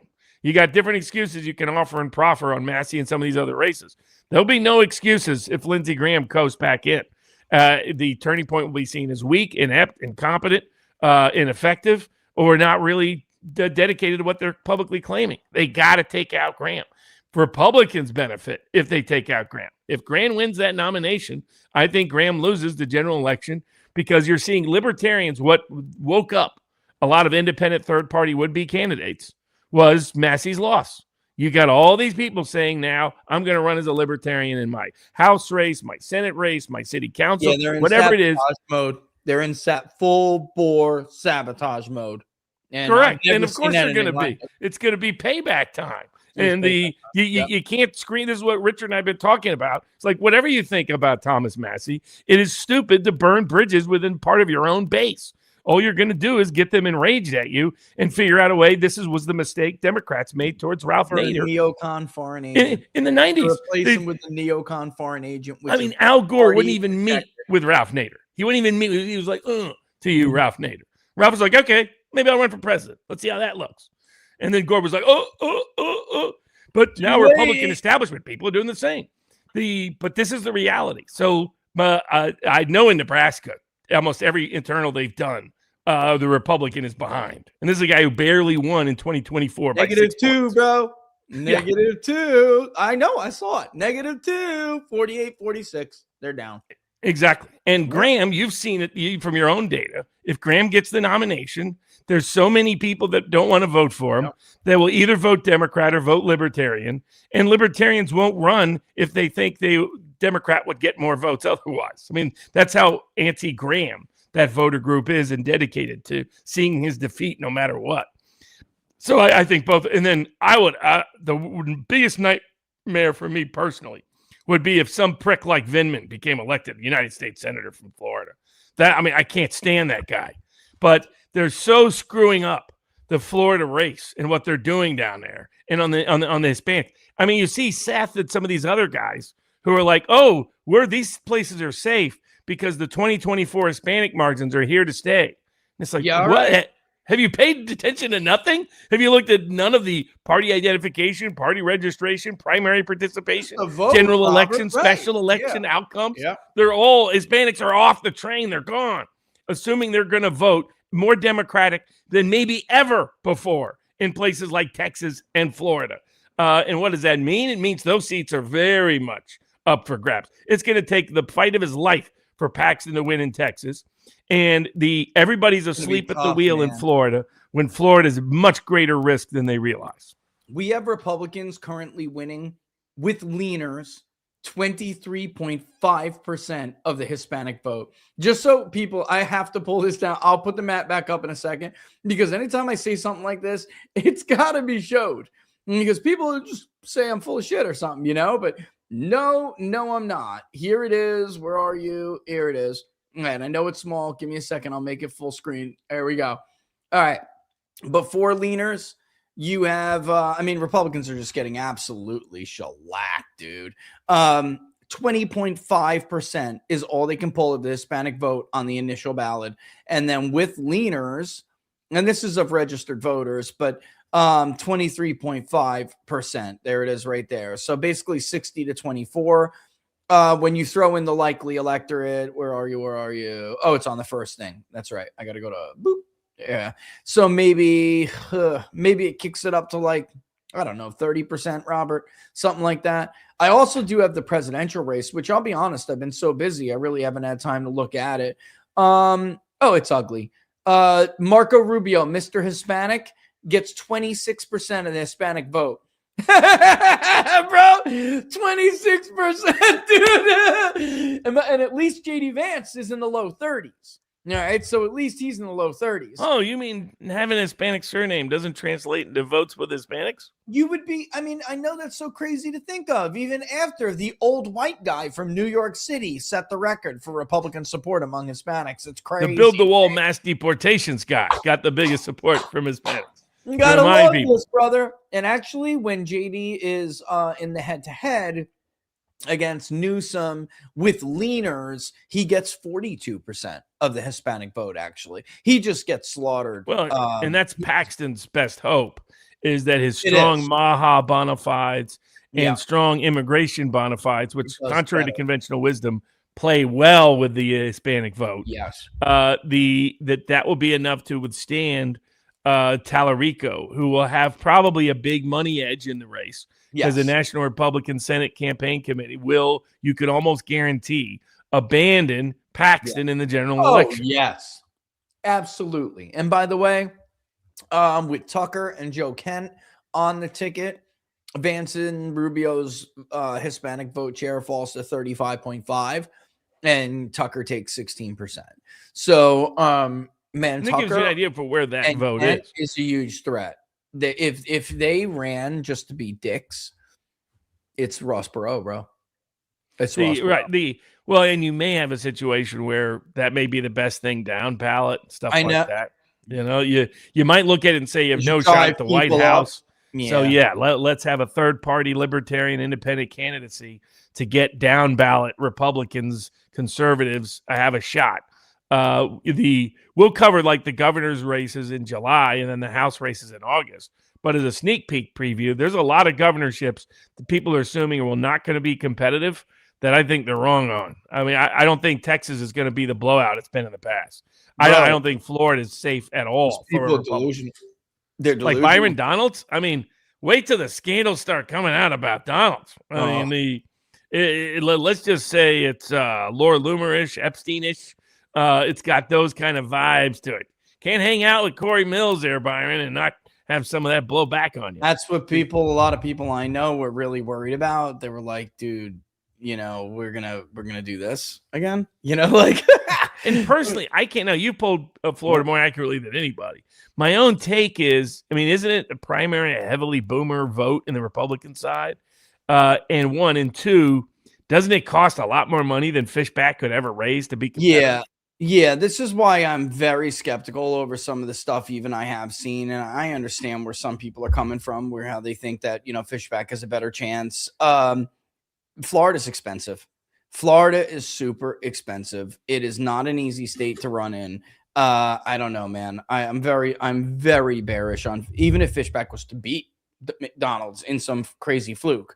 I'm super skeptical, man. You need a lot of money, man. I mean, that's it. Yeah. And you also need a wide coalition.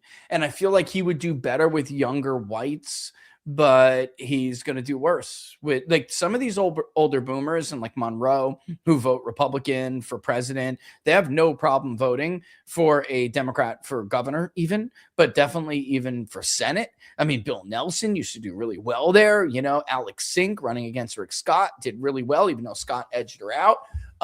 Boy, that didn't come out right. He edged out that win. Yeah. So, I mean, I just think that people are fooling themselves because they're not understanding, like, you can go and register as a Republican, guys. Recent, new, so many of them are in Florida. So many of them in other places, but there may not be a better example than in Florida. But then that party screws you. Instantly, you're out. And you're voting another way, even though you may not have changed the registration. Democrats got duped by this phenomena hardcore. And they thought, oh my God, with Obama, we're rock solid. We even carried North Carolina. It was unthinkable to them that North Carolina would flip back to Mitt Romney, right? So, I mean, or Indiana, all the way to 2018, they were pretending Indiana was going to vote Democrat. Missouri was going to vote Democrat because it had been close under Obama. That Clinton had won it back in the day, and it was like, no. There's the Obama he had lost that part of the coalition very quickly. And that's why you'll see surprises. So my uptake is median Senate seats of 52.5 for the Democrats. That the 52 or more bet on Kalshi and Polymarket and Predict It and these other places. Getting in early. I would recommend. Yeah. I think the biggest underdog currently that's up there is probably Iowa. That is assumed like 35 to 40% chance it goes Democrat. I think that should be 60-65% chance it goes Democrat. The best long shot I like is Nebraska. Now it's all the way up to like 35. When we first gave it out, it was at like 15%. Yeah, and then people caught up. Yeah, people caught up, and it keeps rising. He's running a very independent, smart, populist campaign. But Montana is a long shot. I like. Mississippi is a long shot. I think are worth the odds. Do I think both of them will flip? No. Do I think either one will flip? No. Do I think that the odds are better than what the market says? Right. Yes. That's the difference. Same Texas, I think it's going to be real tight. Florida, I think it's going to be within 5 points either way. I think North Carolina, Georgia, Michigan, there's no shot. It doesn't matter who they nominate in Michigan. That Rogers is sunk. Those kind of you're talking about a D plus 12 electorate, bro. D plus 12. This is like driving me nuts. But go look at I'm just going to call them out. Go look at the Epic MRI surveys, guys. Where are you getting this R+4 electorate? Where the fuck do you think that's coming from? That's not going to happen. All right. It's just not. You're living in a delusion. First of all, Republicans have been inept at winning elections in the state of Michigan without Donald Trump on the ballot. They have not proven the ability to do that in any shape or form in the Trump era without Donald Trump. They get killed even though they poll extremely well. Let's not forget, some polls had Tudor Dixon pretty close, and then she got stomped. All right. So, I mean, we've seen this over and over and over again. There was a new poll that came out today, which I believe was the first truly public poll. There's been a lot of polls in Michigan that are being portrayed as public. Let me just give everybody what I'm talking about here. And you're going to read a lot about this in the coming. I don't know when it's coming out, but I do know it's coming. And they didn't even need me, Robert. They had so much information. Really, all they wanted me to do, they were like, I was like, look, I don't really want to be bothered with, I don't really want any part of the, at first I was. And they're like, okay, well, we just need you to kind of confirm whether or not this happened. If I read something specific to you, can you tell? And I'm like, well, I don't know what, read it, And these motherfuckers had it verbatim, dude. I was like, oh, somebody told them, somebody recorded these conversations, something, man. They got it hands down. I'm not gonna fucking lie.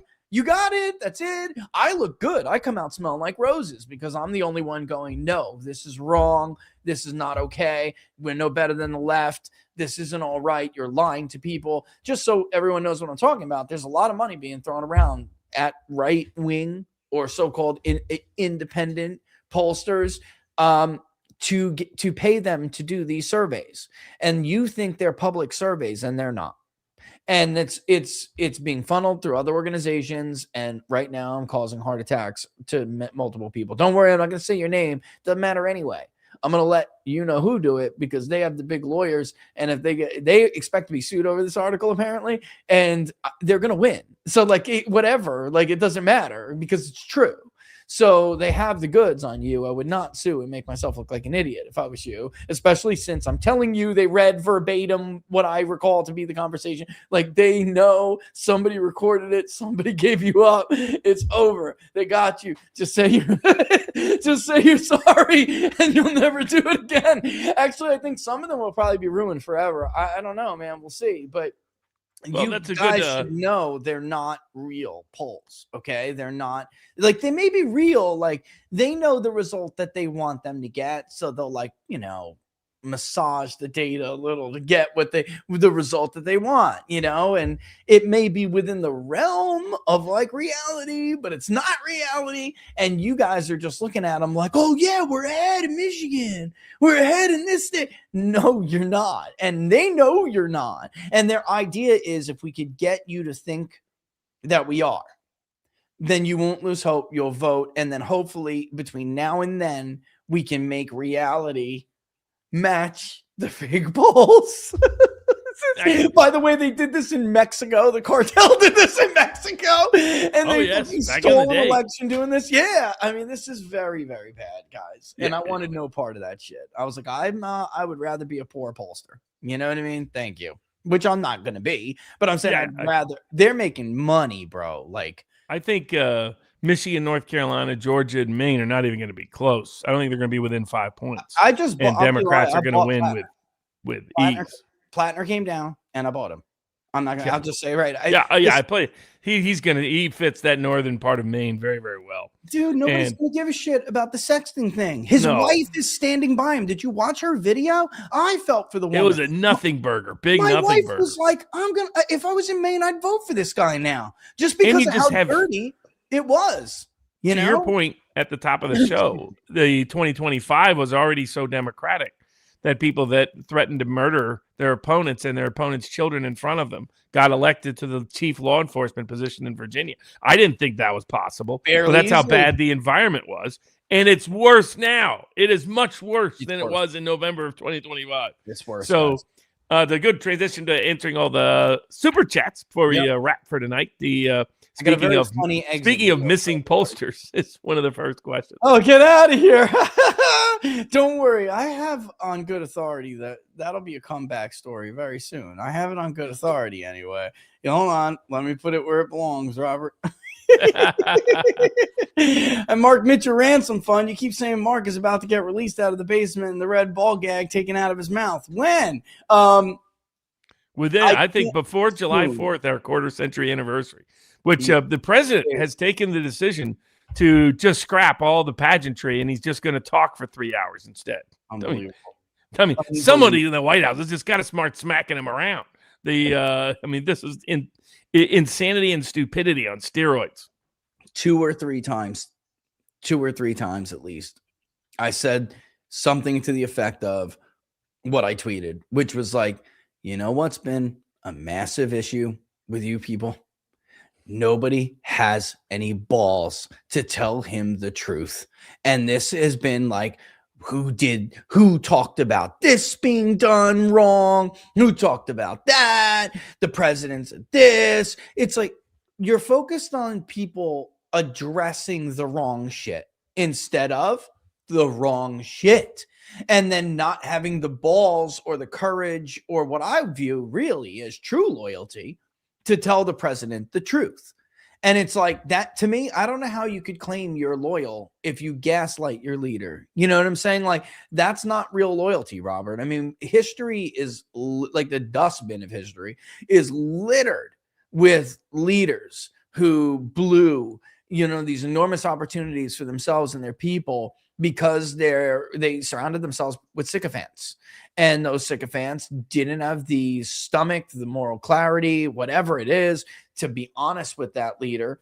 And it just led them astray. And that is where Donald Trump is. And it's so sad because it's like, when it came to, this is breaking news, by the way, which I meant to bring up because somebody had sent this to me and then I sent it to somebody else because of the earlier conversation. My entire point was, at this point, like, this is how the public views you barring some public humiliation of Benjamin Netanyahu, you will never be seen as the strong leader you were once seen as ever again. Ever.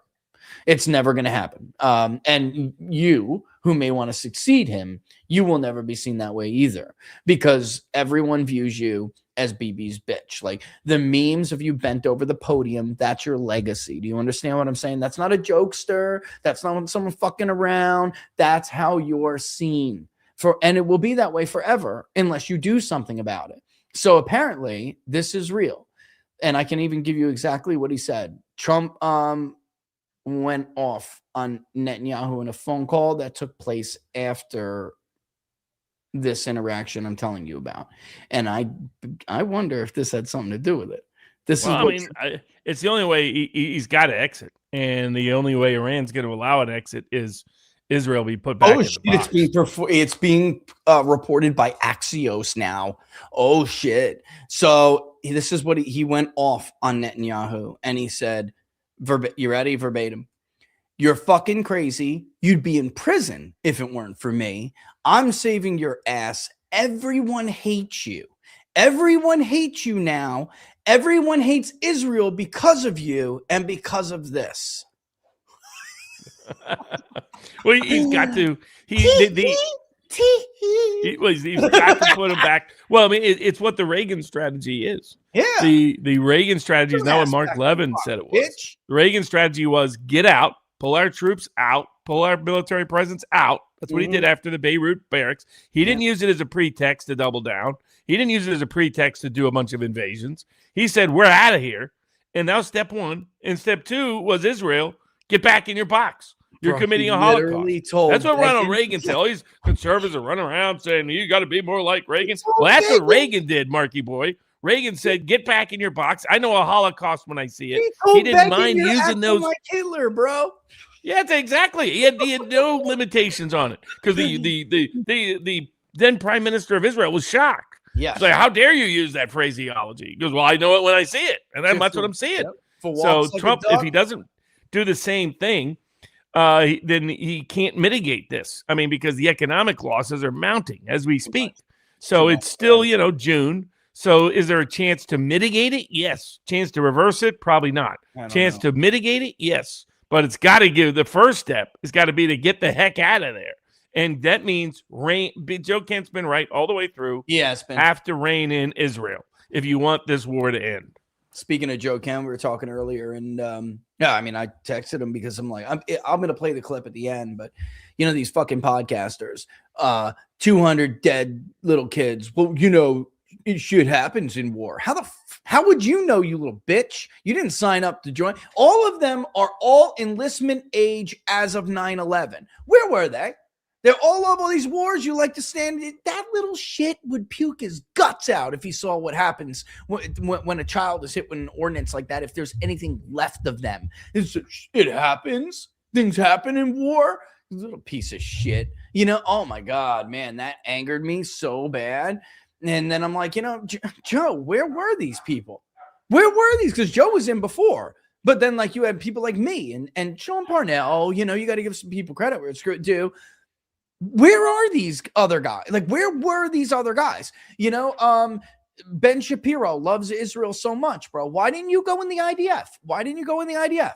Well, you could have joined the IDF. You didn't have to sit behind your keyboard and play your little fucking violin and say you want to be the first Hasidic on the Supreme Court, bro. You could have threw your ass in front of a fucking bullet like the rest of us, but you didn't. And you all you do is what? Like, it's easy to what I'm trying to say, guys, I guess it's like, it's easy to support something so hideous and so violent and so evil when you're not the one who has to carry it out.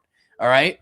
And that was the entire lesson, Robert. I'm putting together an episode for Inside the Numbers, but it's like the enigma of the Iran war, the lesson of the Iraq war. All of these other guys should have learned and supposedly did. Like, I don't know, 14 months ago, they were still claiming they knew it, and yet somehow they all are the ones advising the president or prosecuting the war with, under the peace president, making all the same mistakes that they made during the Iraq war. It's an enigma. It's mind boggling to me. Sean, what are you doing, bro? Like, I love you like a brother. Like, I'm not attacking you, but where is your head, bro? Pete Hegseth, you know what I've been told? You were right. You were actually right. And I'm telling you, I have shit from people standing right there. This guy is delusional, loves to play. What's that shit? You said it. It's exactly the phrase they use too. Hold on, I'll find it right now. No, dude, where he's playing like a role. Like he thinks yes. Oh, Team America, World Police. Dude, this is fucking ridiculous. It's ridiculous the shit you're gonna hear about Pete Hegseth. You were totally right. Like, he's on a casting thing, and he's just out there playing a role, and that's it, and he loves it. He loves it when Trump says, right out of Central Casting, man. Yeah, Central right out of Casting. Team America, Road That's Police, it. Central Casting. That's actually the word they used, Robert. He loves this Central Casting game more than anybody else. And this is a guy who claimed, I saw the horrors of war and I'd never want to send troops in. Now look at him snorting like a pig when Trump is like, he loves war. And he's like, yeah, I really do. What a loser, bro. I'm sorry. And I'll tell you what, man, I fought hard for that son of. I fought hard for him. Yeah. He insisted. I fought so hard for him. He insisted that he was off. That he was on the wagon. Turned out he was off the wagon. He fell off hard, fell off fast. I think Max Blumenthal's reference to him as Heg's death is my favorite phraseology for him. That was future from Max. Yeah, a future subject of impeachment if he doesn't get out between now and January 2027 because of the various war crimes he's bragged about, like a nitwit. Openly. Oh, like, yeah. I mean, yeah, we hit him there and we did this, and see that ship's out there and they think it's peaceful international water. Boom, we took him out. See a little fisherman, he thinks everything's fine. Boom, look around and find out. Yeah. Team America, yeah. I mean, that's how. This guy's a disgrace. He's a bad joke. FAFO, bro. Like, honestly, FAFO, Secretary of War. Bro, the Saturday Night Live skit was actually apparently true. Yeah, it's South true. Park's caricature of him was they actually nailed it. It turns out. Unbelievable. Fist bump, bitch ass bump. Yeah. It's so ridiculous. Listen, I think Robert agrees. Like, no one's going to care about the sexting It's scandal. Northern Nobody Maine. cares. It's Nobody Northern cares. Maine. Stephen Yeah. King country. Those people aren't going to care about any of that. Like him talking about banging some hoes in Thailand, they're not going to be bothered by Cares? that. And he tried to bang some other one when he was married. Okay, congratulations. That lobster fisherman was like, "Oh yeah, Thailand." Yeah, exactly. Is that where its place is to be? Oh man, Yeah, I'm paying exactly. way too much in Nova Scotia. Shit. Exactly. They're not going to be bothered by any of that. This guy's got No. anti-war bona fides in an anti-war election cycle. He's So I think Collins' days are done, finished, over, gone. I don't think that's going to be close on election night. I think it's just going to be a blowout.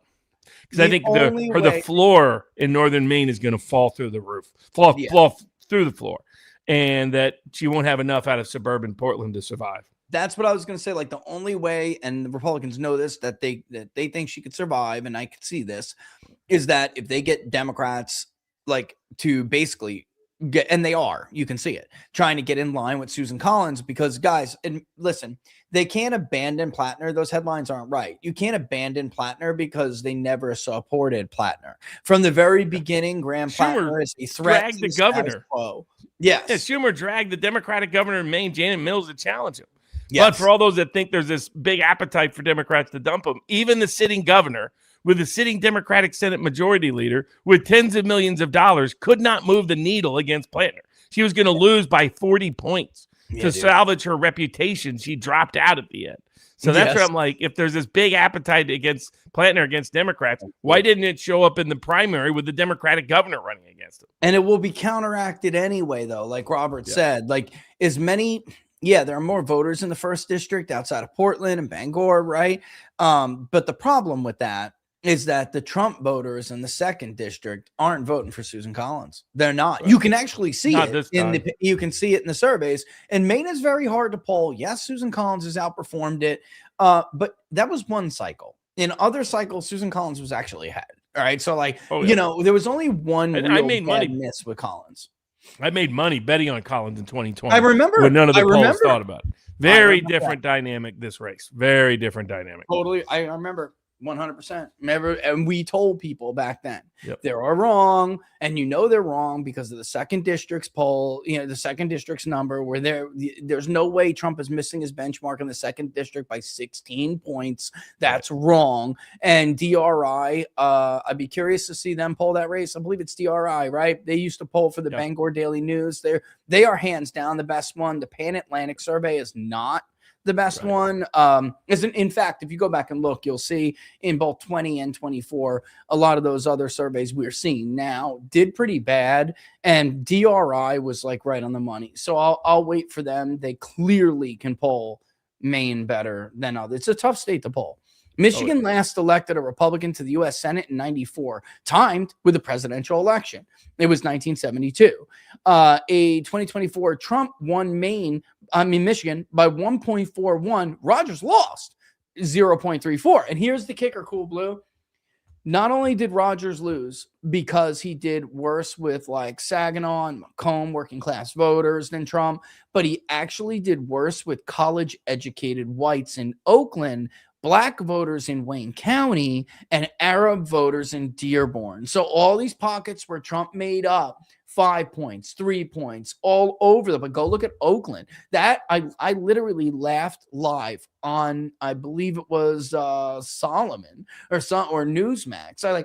I couldn't contain my happiness. I giggled live like a child and made fun of every Republican consultant out there because they were also, well, Trump, maybe he gets his working class vote, but DeSantis will do better with the educated whites in Oakland and he'll win Michigan. And I just laugh like that's asinine. But here's Trump doing better anyway with those constituencies than they're like, what David Giglio has a name for them, but they're like perfect Republican for a state like that. That's somebody like Rogers. I'm telling you, Rogers does not have a snowball's chance at this moment. Not unless Fayed or whatever his name is, whatever, goes out there and makes a total fool of himself. Worse. It has to be something really bad because I'm telling you right now, saying the guy lied about being a doctor and being pro-Palestinian instead of being pro-Israel. Everyone is taking right now as a negative. It's a positive, you idiots. And Ro Connor's right. You lost Michigan because you don't understand that. It's unbelievable to me. That 1.41, Robert, was way, way more comfortable than Wisconsin. It was closer to Pennsylvania.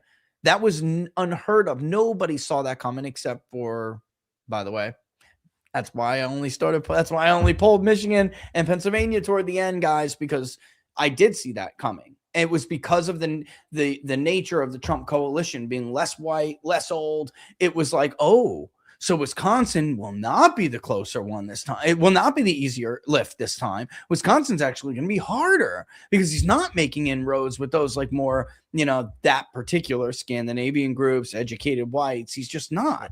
And, Michigan is less white. So it made, and by the way, Trump won Hispanics in Michigan by double digits. He helped Rogers win Hispanics too, but he only won them by single. It was very, very narrow margin. So, that's not happening. He can't do that by himself. No. That's right. He can't. This cycle, the Arab vote, the Muslim vote will all be opposed. Hispanic vote will all be opposed. Some of the black men they picked off Detroit will flip back, and there isn't enough other voters to add anywhere else in the state to get back to being competitive. Yeah, Rogers will lose by 5 or more. Yeah, I'm sorry, guys. He's like the worst kind of candidate for Michigan as a Republican now. This isn't 2002 anymore. And it's like, that's what these Republicans still think it is. Trump, before he had this rug pull, that is the ideal candidate for Michigan if you're a Republican, before the rug pull. Because I'll tell you right now, Donald Trump can't win the state of Michigan today. As it stands right now, if there was a rematch, he'd lose all three. He'd lose all three. Lose Pennsylvania, lose Wisconsin. You could just put Kamala Harris up there and they're going to vote against him, guys. I'm sorry, but it's true. Actually, he loses to Joe Biden. Multiple people, but someone I trust just did that. And he lost to Biden badly. It was like, just because people are so mad. This is for you, Robert. Can Barnes please read this in an angry voice? Tony Stark was able to build this in a cave with a box of scraps. I think it's because I look like that character. That lawyer character. Oh, get out of here. What's his name? I forget the actor. He's a dick in real life. John, he's a dick. John Favreau. Yeah, he is. In real life, he did come across as, with the juice. Yeah, dude, but I don't. He just came at me, bro. I was like, oh, it's John Favreau. I fucking hate you. I'm like, what? What? I'm like, I don't fucking know who you are, dude. Apparently he did. That's funny. I was like, oh, okay. Up yours, dick. It was so surprising. I was like, oh man, this is awesome. And not awesome at all. I don't know. What's his name did that to me too, but only he did it online. John Cusack. Oh yeah. You remember that? I was like, damn, dude. That dude was always a little weird. Shit ain't serendipity no more, bro. Okay. Exactly. Hey, Rich and Barnes, what's your opinion on Ken Paxton's race and his baggage? Saw a video on some voters in Texas that are upset about the data centers. Yeah, Republicans have a problem with data centers. All right, they better get their and the AI. We're so neck deep with AI. Yeah. The surveillance state using it to make attacks. All this stuff. We've got to re-examine. The Republican side needs to re-examine their love affair with data centers. And Bannon's been trying. He's been trying. In fact, when I was at the White House, it was one of the first questions that was asked to me. Peter Navarro was talking to the president about it, and he was like, "Hey, Rich, what do you think about these data center? What do you think about the data center situation?" I gave it to them with the bark on, dude. They just kept rolling. I don't know what to tell you. I gave it to them with the bark on. I'm like, I don't know. People fucking don't want them anywhere near them. People are terrified about AI. Like, why do you don't need a pollster to tell you this? Come on, Peter, you're a smart guy. You're from my side, aren't you? I mean, you weren't born in a tower, bro. Like, the deal. This is not going to end well. And by the way, the party who's like Barnes is saying, who's married to it, when all goes to hell is and the economy is hurt by it, and there's just ugly ass data centers all over the place. People are going to be furious at the party who allowed it to happen. They're going to be furious. As far as Paxton's baggage, though, it's like the question in my mind was this: is Paxton's baggage as severe? Will it cost as many votes as John Cornyn's inability to get the base out in an election where we have no prayer to win the middle.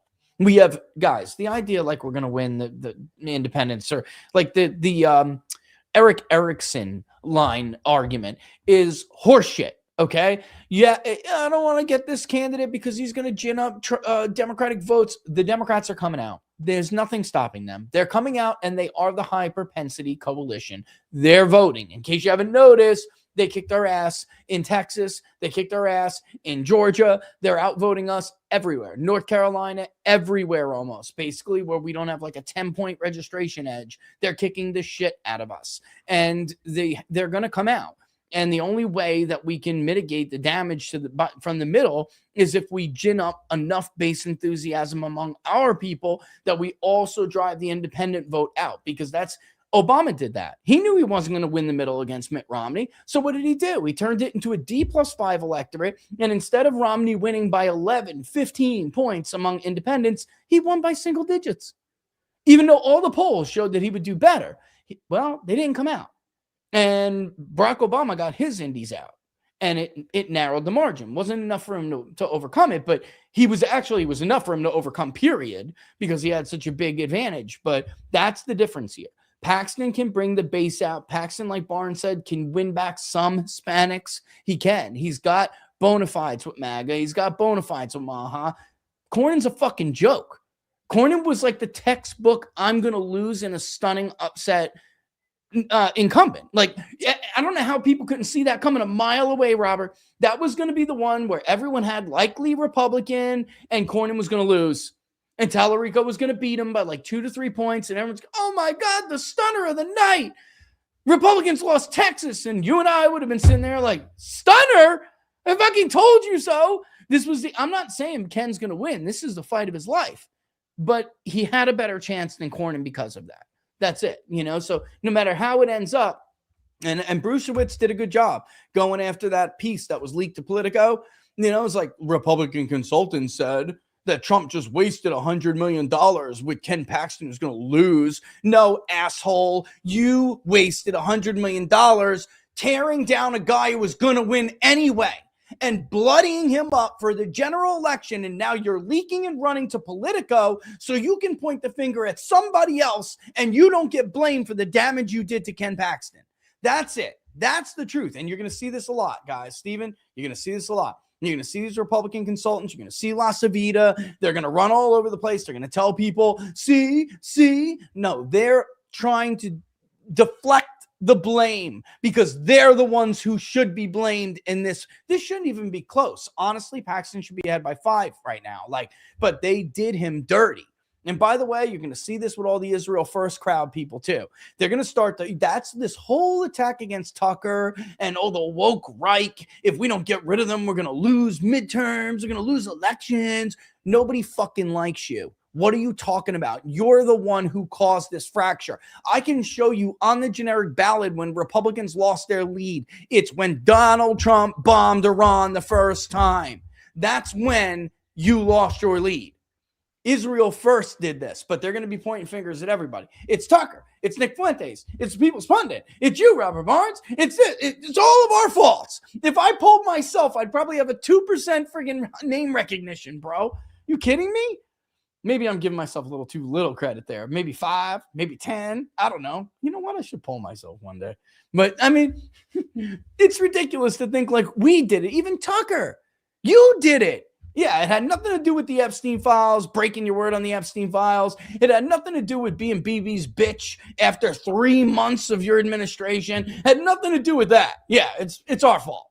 Fucking clapping seal idiots, man. Things that a neocon should understand. Don't march on Moscow, don't bluff Beijing, and don't test Tehran. Then ship off all the manufacturing jobs. What a great comment. Oh, that's good shit. I find it entertaining to watch rep squares make fools of themselves, saying Tallarico is gay and then giving him the Telefrico meme to run with. Yeah, Jack, he was really... I'll tell you what, he was flexing on that too. Robert, what do you think about the Telefrico thing? I get the nickname. It's not bad as a nickname, not great as a nickname. If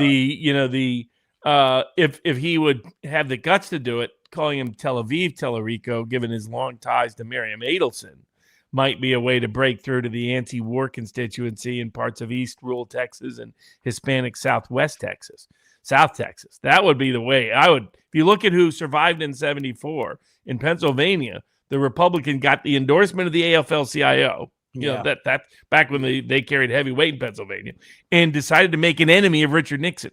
Yep. And consequently, he was able to hold on against a very popular Democratic mayor from Pittsburgh.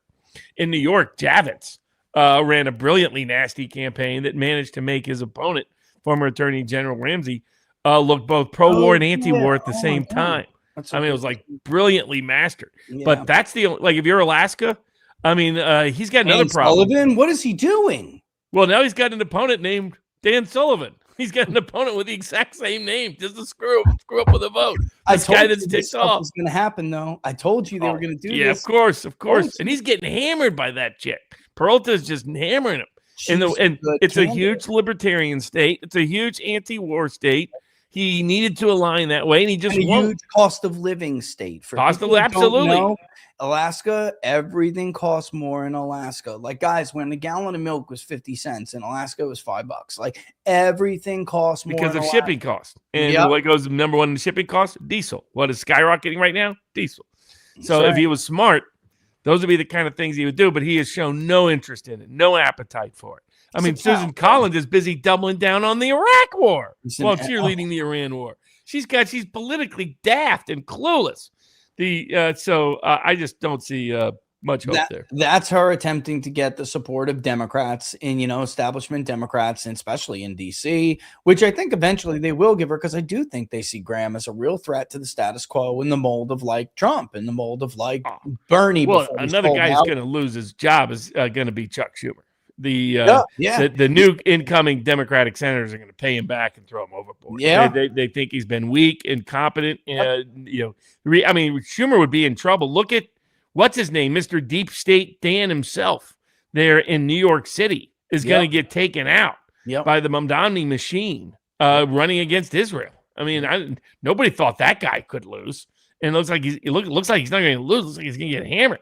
So expect those changes to keep coming, but I do not anticipate any intelligent campaigns from any Republican Senate candidate, not even Ken Paxton, because I like Ken. I like his staff. He's got Jeff Rowe running his campaign. I've never had confidence in Jeff Rowe running a general election campaign. They get sent too much business from that wing, and that's the problem. Ken Paxton himself, you can go to APAC Tracker, and I love Ken, man. He's my boy, but, bro, this has been the problem he's had for a while. Even if you wanted to get out from underneath the Jeff Rowe machine, he can't. He doesn't even own his own email list, bro. It's part of the contract when you sign with them, and they have a lot of clients, especially safe Republican districts. They have all of that. It belongs all to them. So, like, I just don't see them. What does that mean, guys? It limits your ability to really be autonomous or independent if you want to make decisions in your campaign. Particularly as to campaigns. What Paxton has going for him is his legacy as a great attorney general. Yeah. And that keeps him in the game, especially on Maha and other issues. And these other scandals aren't going to bother that much. It's just the 100 million plus being dumped against him makes it soft with independent suburban voters. Yeah. So he needs to run up the rural and Maha vote and the Hispanic vote that aligns with him on issues like Maha and immigration. They were plastering his wife's fucking writings, dude, on the screen. I would at least muddy the waters about Tallarico. Is he pro-war or anti-war, given his ties to Miriam Adelson? Who is this guy? That's where I would go, like Javits did in 74. But I just don't have confidence in Jeff Rowe running a competent campaign. Yeah. For those who don't know what Robert's talking about, actually, as it turns out, Miriam Adelson was the single largest donor to Tallarico's PAC, one of Tallarico's main PAC, and everyone just figured that out now and was like, what? Miriam Adelson, as I said on Tucker, which how many people lost their minds over, including Dave Ruby Boy, lost his mind over it. Because I said that I don't think a lot of right-wing voters understand that these Israel First donors, these the AIPAC, but just even what we view to be Republican Israel First donors are not, they don't give a shit about the Republican Party. They donate to both sides. AIPAC supports both sides. The point for them is to buy both sides, so it doesn't matter who you choose. They win, you lose. That's the way it works.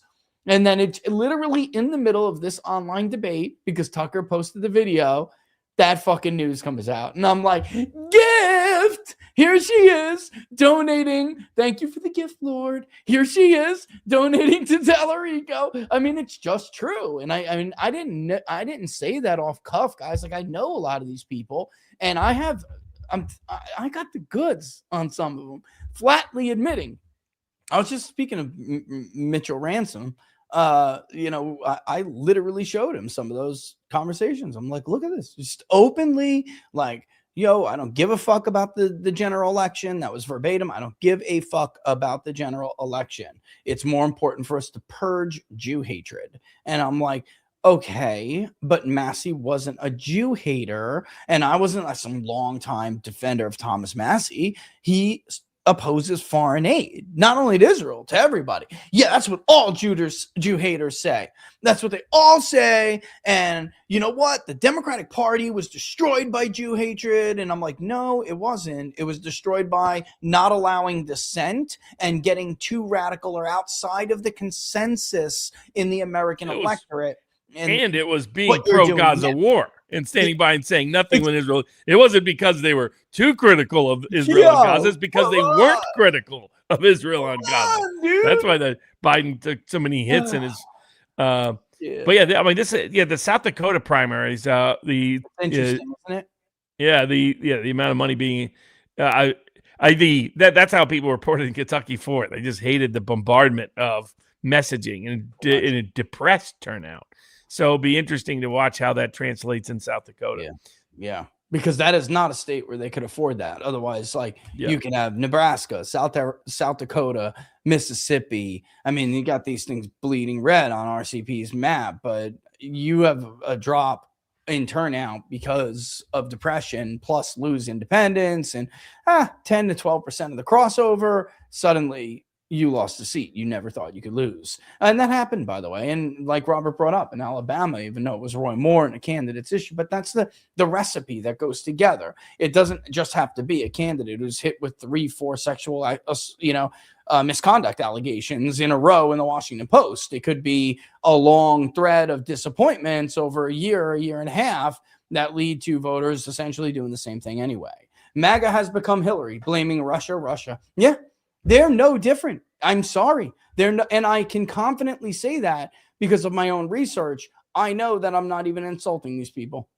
The people that I felt like I had to give a voice to, Robert, to represent, I'm not insulting them. I'm insulting the boomer rhino. I don't give a flying shit if I insult them or not. I really don't care. They've never been my audience, by the way. Never. So it's not like I'm losing anybody. Now, they were some of my Twitter followers. And as you can see, I'm probably down in the neighborhood of 10,000 or so. I'll get back there. You know when we'll get back there again? After we called this election correctly, because we've been here before, haven't we? We've been here before. And then people go, oh man, I guess it wasn't bullshitting. You think normies understand Israel uses USA air tankers for every attack on Iran? How was Trump surprised by any BB attack? Trump okayed them. What do you think about that, Robert? I think they kind of know the big picture, but they don't know the intricacies. What do you think? Yeah, it's a good question. I mean, because it's the same in Ukraine. Clearly, some attacks only happen because we authorize them, including the efforts to assassinate President Putin and the recent bombing of that girls' school in Lugansk region, which used to be Ukraine, now is Russian-occupied Ukraine. Most observers say that for a lot of that longer range targeting, that it has to come from U.S. satellites and U.S. information. So somebody's approving it. And then the question is, how much does the higher ups in the chain of command know it? Yeah. And that's kind of an open debate. There are those that are more cynical, that think everybody knows everything. There's others that think that people at the top mostly don't have a clue at all. I think the truth is somewhere in between, because you could see clearly that Joe Kent didn't know certain things had happened, which means he had never been greenlit into the process at all. Tulsi Gabbard wasn't greenlit into a whole bunch of things. So if Tulsi Gabbard and Joe Kent weren't greenlit into things, why does anybody think? Oh, we both know situations where Vance wasn't read into it. Why do we believe Trump was necessarily read into it?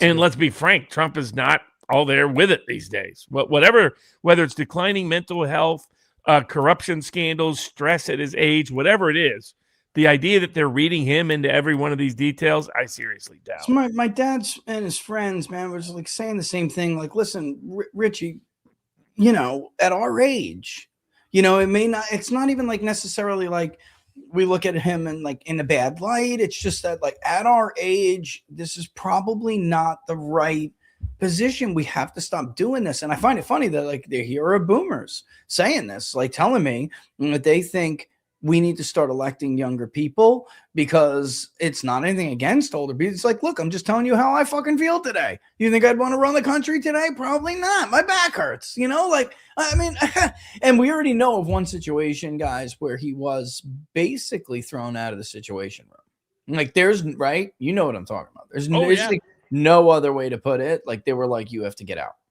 Like you're being disruptive, you're being distracting, and we need you to leave. You're becoming an operational risk. Like, and if Fox isn't obsessively covering it every night, you can assume Trump doesn't know it's happening. Yeah, man, that's a crazy statement, but I agree with at this point. I mean, that's crazy, but there it is. Turning Point does what Trump BB tells them. Oh shit. You know what? I'm taking this picture and I'm sending it to them. Not because I'm getting you in trouble, Brian. It's because I have been telling them I don't think they fully appreciate how they're being viewed right now and where this is all headed.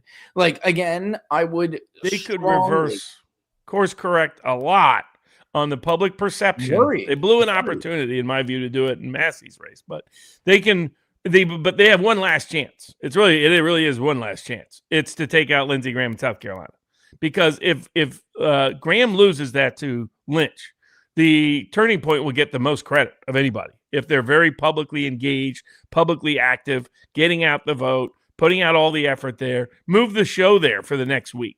Have it be done in different Turning Point campuses to motivate people to get out the vote.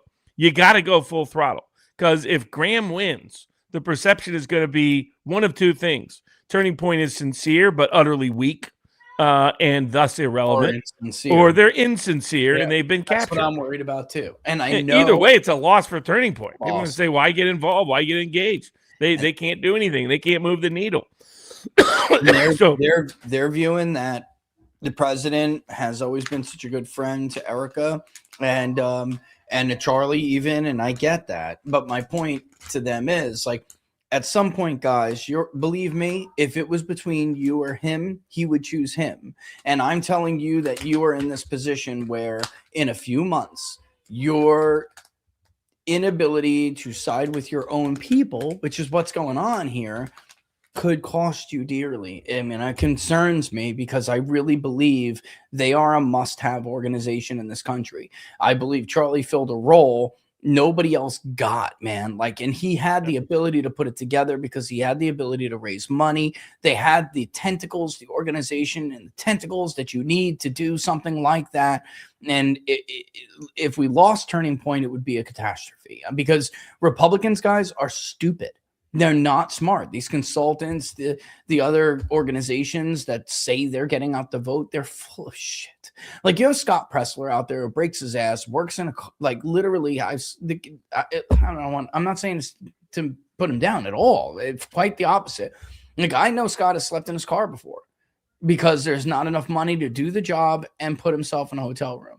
You know, these other guys, all they give a shit about is that hotel room. All they give a shit about is those, ooh, what a dibs am I going to have before the party tonight to talk about how great work we're doing that we're not doing at all. You know, like, that's all they care about. And they care about their stupid heritage organizations and, you know, the parties they throw and, you know, who am I going to rub elbows with and who does my $50,000 donation get me a chance to sit down and meet. It doesn't go to any of the hard work, the stuff that's not sexy but wins elections. That's what Democrats dedicate themselves to, and that's why we're always behind. And even with Turning Point, even with The Drews and I at 10X with the vice president and Tucker, even with those two, Elon Musk, and then Trump 47 doing his own thing, even with all those organizations working as fast and as hard as we could work, the Harris and Democratic campaign ran fucking circles around us.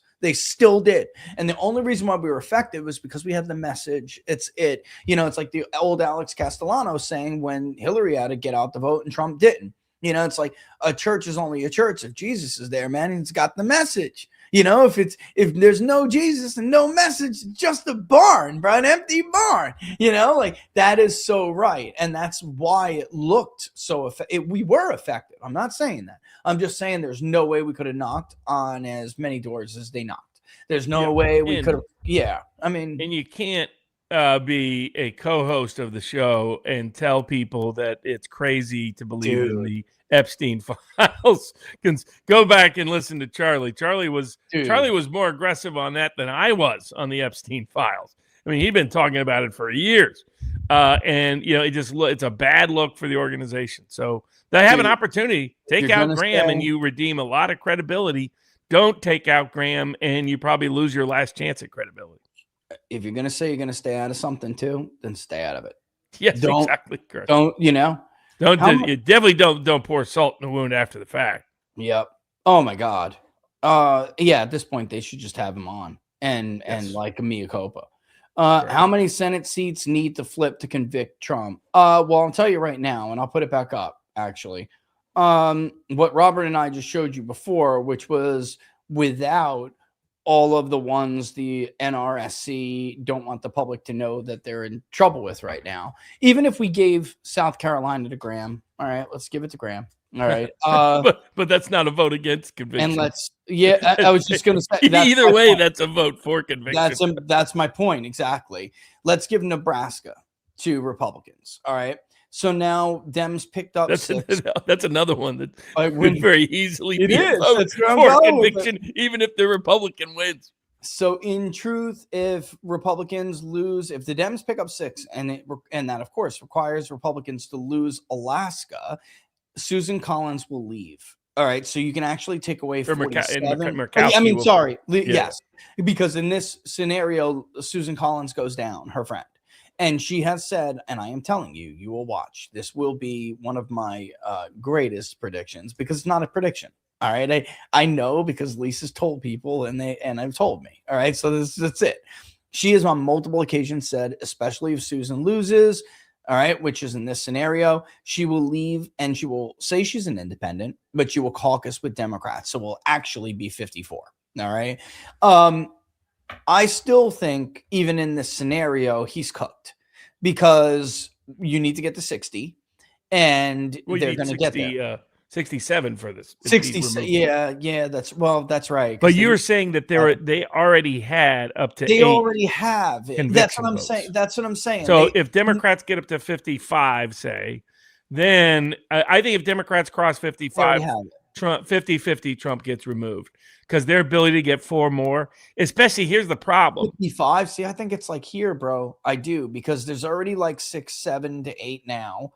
Because who are some of the? I mean, you could see people that the like Wicker could easly betray him out of Mississippi. Oh God, you could see what's his name. You could see Cotton betray him out of Oklahoma. Yeah. I mean, there is a lot of people that. I mean, how many people had Bill Cassidy voting for his conviction in 2021? That's right. And so this is totally different.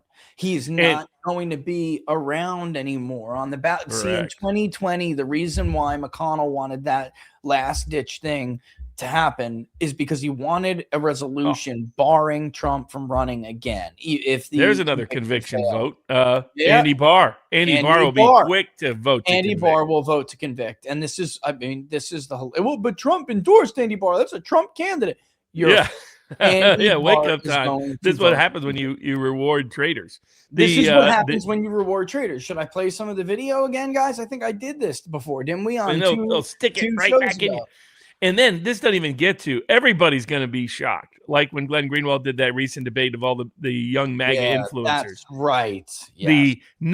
Almost nobody on the right in the Trump world knows the scale of the corruption. The Senate's heard, but what's going to happen is Trump's numbers are already at like Nixon 74, Bush 07, 08. They're at some of the lowest numbers of any, lower than Reagan ever got, lower than Poppy Bush ever got, lower than Bill Clinton ever got, lower than Barack Obama ever got, lower than even Joe Biden ever got. That's how bad his numbers are. And that's without the corruption scandals incoming. So you add that, that I think is the story that will build so much. So they'll have the cover for a bunch of Republican senators to say, no, we're in honest, we're in ethics. And a whole bunch of them want to stab him in the back anyway. Mike Rounds will do it because he didn't they'd be a quick traitor. Yep. And there's like a little bit of backstory there with the disclosure stuff. Yeah, I mean, guys, they're there. Those votes are there. I actually am struggling to find out who would be, who would not.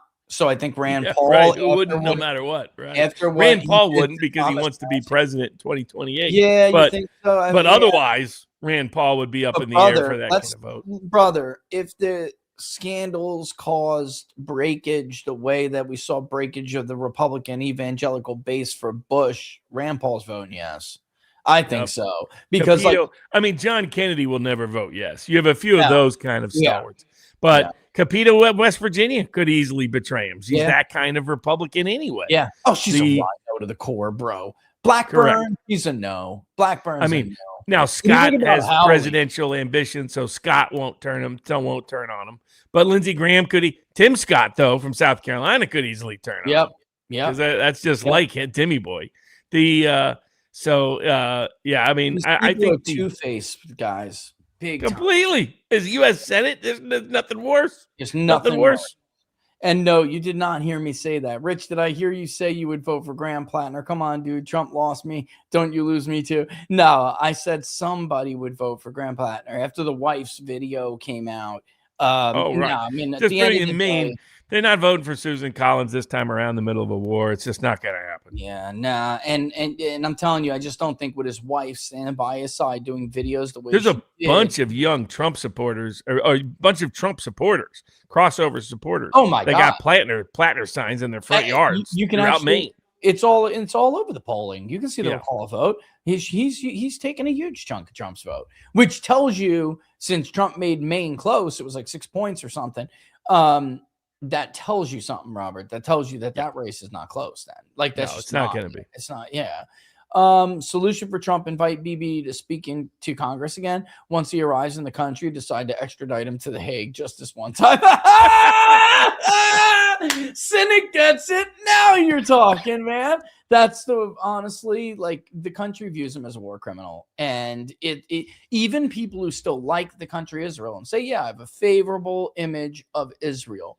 Bibi is killing them because like that group is shrinking and it's like conjoining more and more, which means if you say you don't like Bibi, you don't like Israel. And the people of Israel, which Robert and I, contrary to all the the people who throw out the word anti-Semitic like it means nothing, contrary to what people have said about both of us, that has always been our number one concern, is that actually Netanyahu is not elected with this solid majority, guys. Like, this is a guy who avoided getting thrown in prison by a plurality vote, and his country doesn't even like him. A lot of his country doesn't even like him, and they're getting led down the wrong path by him and Ben-Gvir and all the rest of them. When in truth, maybe they can't be held responsible for it. It's not like our system where it's a two-party system and one person usually wins the popular vote, and we have an electoral college, but it's like more decisive in our system. They're a Knesset, a parliamentary system, and it's like you can get into power with these like weak pluralities followed by building of a coalition to form a majority government. And then once that happens, there's almost nothing the population can do, So actually the reforms that they put into place, which he undid, actually were meant to address some of this. Like, how do you just let the prime minister just run roughshod without the court being independent? And I'm not going to get into all that because I know there's a lot of people who disagree and they think the court was out of control. But that doesn't really matter. The point is, the reforms that he had put into place made it much harder for like just an average majority who turns on their prime minister and wants to rein him in. They can't do it. It's over. Like, unless they can pick up guns and start firing at their government. Like, that's the only option or recourse they have. There's no political recourse against Netanyahu until he decides he wants to stand for election again. Like, that's it. So I feel bad for the people of Israel because I don't think Netanyahu reflects them all. Although I have been told now by several Israeli friends who are not on Netanyahu's side that actually it's becoming more and more a fair thing. So, like you have the left all the time saying, or the right, they're the left in my mind, but the people who call others the woke right, they are leftists. Neocons are leftists. So in my mind, I'm thinking they're leftists, like Levin and shit like that.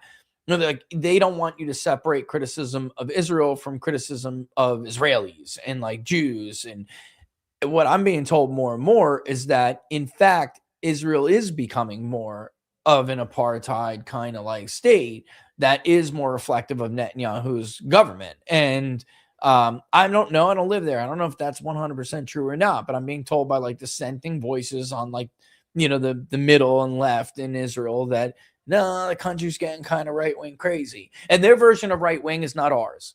They have like a different spectrum. Israel is a left-wing country. By all accounts, by all American standards, Israel is a left-wing country, and even their right-wing blocs are fairly left-wing in domestic policy compared to what we view to be right versus left.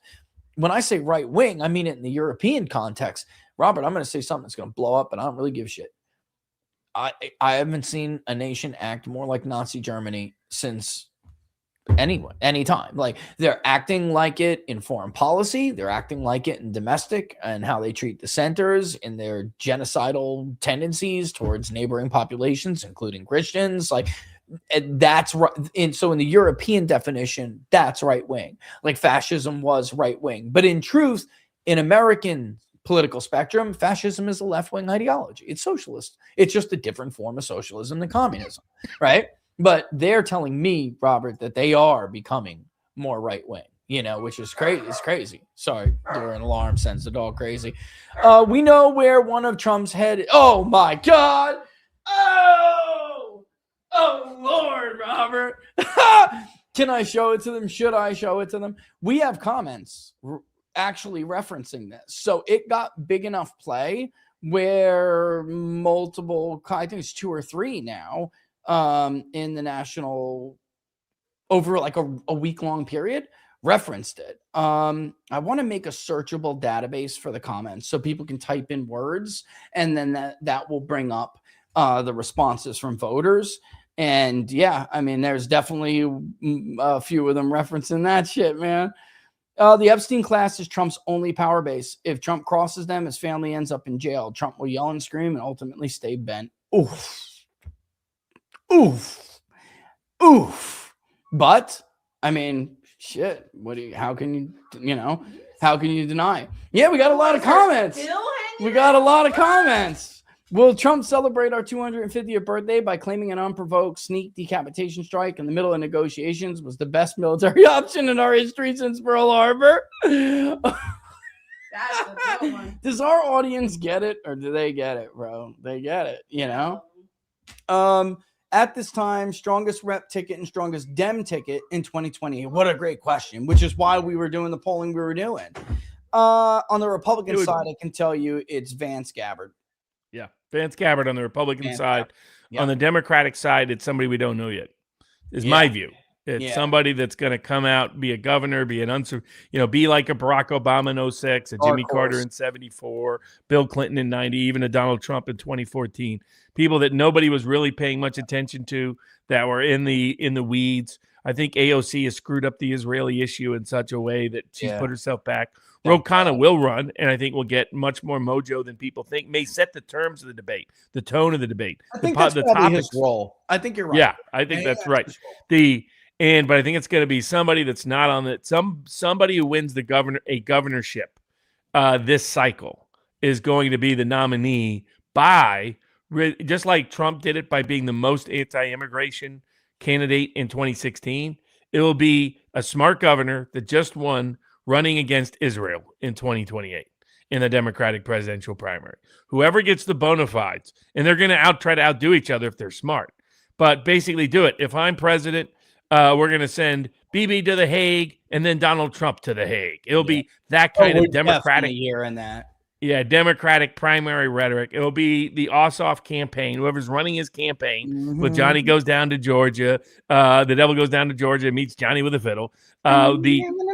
Exactly that whole Epstein class speech that we tested that's off the charts popular. It will be the Ossoff message, the Ro Khanna campaign focal point, but the candidate will be some newly elected governor that surges and surprises everybody, running again on that Epstein class message, the Ro Khanna topics, and the anti-Israel candidate. That's who's the next Democratic candidate, in my prediction. And it's one of these gubernatorial candidates, and it's not going to be Newsom. It's not going to be the big names. It's going to be a surprise, is my prediction. I'm unimpressed. I mean, ironically, if we get rid of this real quick, and I just don't want to spend too much time on it because we got stuff to go through, but ironically, if you look from last month to this month, there was like a bit of a I don't know what happened, but Vance was just getting crushed by Newsom. When we did the tickets this month, Gavin Ossoff, Newsom Ossoff, I mean, they're winning, bro, but it was like a 52-48 race again. You know, like that's not a blowout. That's close, actually. And Vance, I suspect, will probably get stronger over time as more people like learn more about Newsom. I know Newsom wants to be president, guys, but you just can't win. We have him down against Harris. Harris would crush him amongst black voters and Hispanics. Exactly. He's got no appeal with other, and that's over half the Democratic primary vote. Emerson was doing, dude. Buttigieg? I don't know what Emerson polled. And Buttigieg will do fine in Iowa and New Hampshire, but not South Carolina or Texas. Yeah. It's over. So that's why it'll be somebody a surprise, is my prediction. Which they front loaded, remember? Yep. So now, like, this is the problem for Buttigieg and Newsom and the rest of them. Front loaded the South to protect Biden. And now, if you don't have a black base of support, you're not going to be the Democratic nominee. That's all there is to it. This line is from Jeff Bridges, Obadiah Stane in Iron Man 1. Been wanting to hear you read that since you joined Viva 8 years ago. Love you guys. That's hilarious, bro. Hey, man. Love you too. That was hilarious. Also, Sullivan can't count on the native Alaska. No, that's the thing. Alaska's totally backwards. The rurals are anti-war and typically libertarian and even democratic. And then the more suburban and urban areas are the Republican areas. And that's the thing. You just can't count on that. And I don't understand. I just don't understand, man. Awesome, Casey. Thank you. I don't understand, man. I don't know what he's doing other than just towing the party line like a I want to drop that so bad. What a little bitch, bro. Whitmer, I think, does still want to run, doesn't she? Yeah. I mean, you can't. Oh, yeah, she's going to run. Amy Klobuchar is going to run when she's governor of Minnesota. Yep. The problem is the Democratic known candidates is they are deeply embedded within the AIPAC Israel lobby, deeply embedded within either the Obama, Biden, or Clinton political. When they went way off, guys, like exactly, and these are increasingly pariahs within the Democratic primary electorate. Yeah. That's why a Bernie type. I think Bernie's too old this time around, but a Bernie type candidate with gubernatorial bona fides who runs against Israel on a Ro Khanna type docket set of items as the best chance to pull a surprise. And that's the reason why Shapiro's a dead man walking out of Pennsylvania. On paper, great presidential candidate. He served in the IDF. There's no chance at all Democratic Party is going to nominate someone like that in 2028. And it's crazy because he would, well, maybe not this time, but he would have crushed, you know, like, they just couldn't get past their true anti-Semitism. Honestly, there is some on the left. There is some true. It's more, I know there is on the right too, but it's not what they make it out to be. Unfortunately, I think how Israel and Israel first behaved in the last, this Trump term, did cause some anti-Semitism, because not only were they getting their presidency hijacked by Israel, but then they were being told that they're Jew haters if they oppose it. And that made some people real Jew haters, it did. And what if Democrats pull a surprise for the governorship and say South Carolina, Georgia, Texas, whoever pulls that off has Hispanic and black support out of the gate. Very different animal. Those are the places That's why I'm worried about John Ossoff, because Democrats have been good at making senators good presidential candidates, like JFK, Barack Obama. And it's like, to me, I don't like senators being presidents. I don't think they generally make poor they're ones, generally bad presidents, but Democrats keep getting them to rise, out of the Senate. If you have a Governor Bottoms who just won as a black candidate in the South, she'd be, if Kamala doesn't run, she'd be in a front seating position. You could have a Democratic governor out of South Carolina if they pull an upset there. The way Trump is screwing that up, Evan's a terrible candidate. If Mace doesn't make it through, and that ends up being they could absolutely lose the governorship of South Carolina. Wow. And everybody thinks Texas is safe, and I don't think it is. For the governorship, you mean? Yes. Dude, that is a close race in the polling. I can actually tell you. Well, I haven't done the general election now, and I guess it's been 2.5 months, but it was 5 points. Wow, that's what I mean. That's going to be an open race. Abbott's been there a little too long. That's what somebody else who polled it.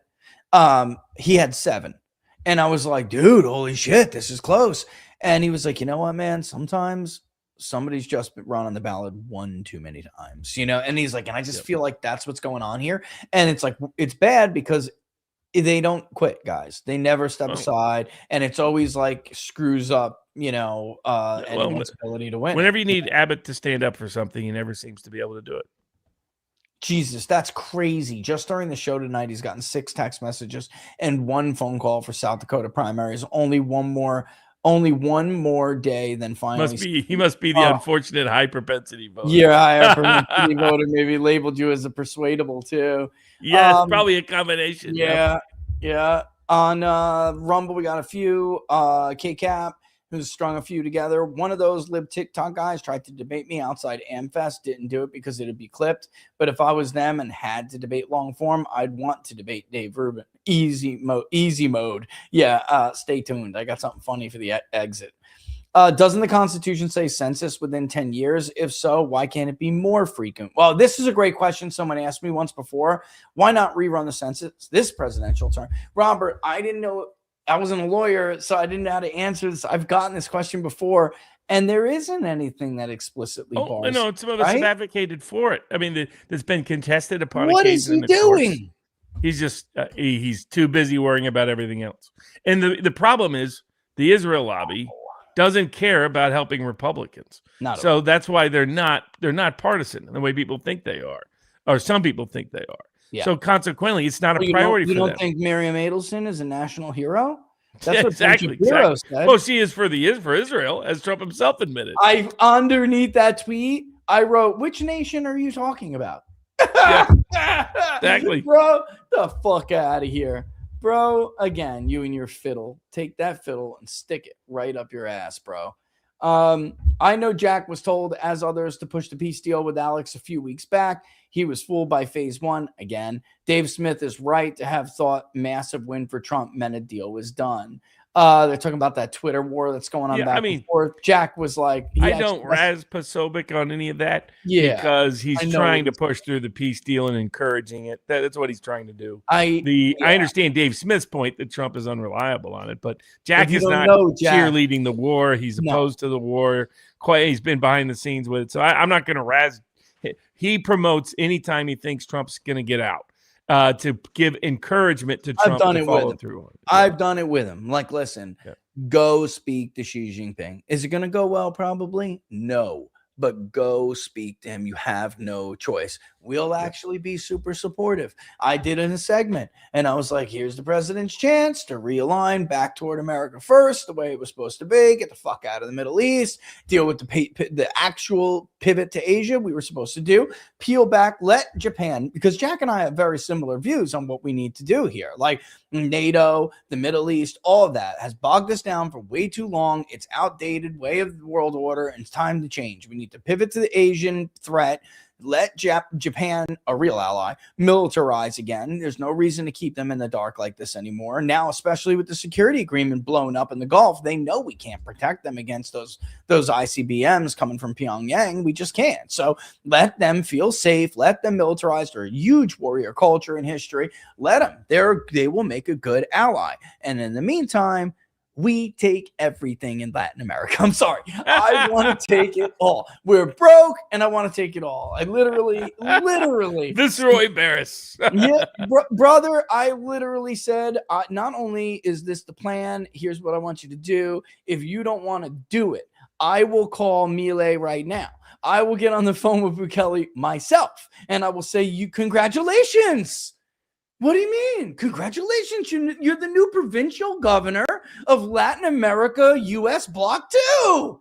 No, you got a promotion. And when they're like, what the fuck is going on? You want to fill me in? Right. You're not president anymore. We're seizing all your shit and you're going to be nice and you're going to play nice with us. You are now provincial governor number 2. We're going to honor you and everything. It's going to be incredible. You're coming to the White House. The ballroom's almost done. Didn't you see? You'll be an honored guest at the opening of the ballroom, man. It's going to be crazy. I swear to God, they loved it too. They were like, I'm sure. But then, of course, what happened? They drug us into this bullshit. We could have taken Greenland, everything from Greenland in our hemisphere, South and Latin America. Bro, we're broke. There's no way to pay back $40 trillion. It's not feasible. We needed to take Venezuela's gold. We needed to take their oil. I mean, you know, the real problem is it's like we can go over in the Middle East and vaporize a bunch of people, but we can't vaporize anybody for our own aim. And it doesn't make any sense to me. If you're going to do it from moolah, man. Do it for the survival of the republic, for Christ's sake. What is this? I would have been so bad if AIPAC would have used their bought congressman to pass Trump's agenda, but they're too selfish to do that. It's all me for Israel. That is totally true. And that is what everybody on the right who feels burned and everyone in the middle who voted for the right-wing bloc this time around feels burned because it's like, okay, we even gave you that limited strike. You blackmailed us for it. We had that, guys, for all the stupid idiot clapping seals who were like, saying that I was making shit up. It's not proven. Like Trump had to do that in order to get the BBB through. Ted Cruz and Lindsey Graham and not Tillis, was one more, were holding him up.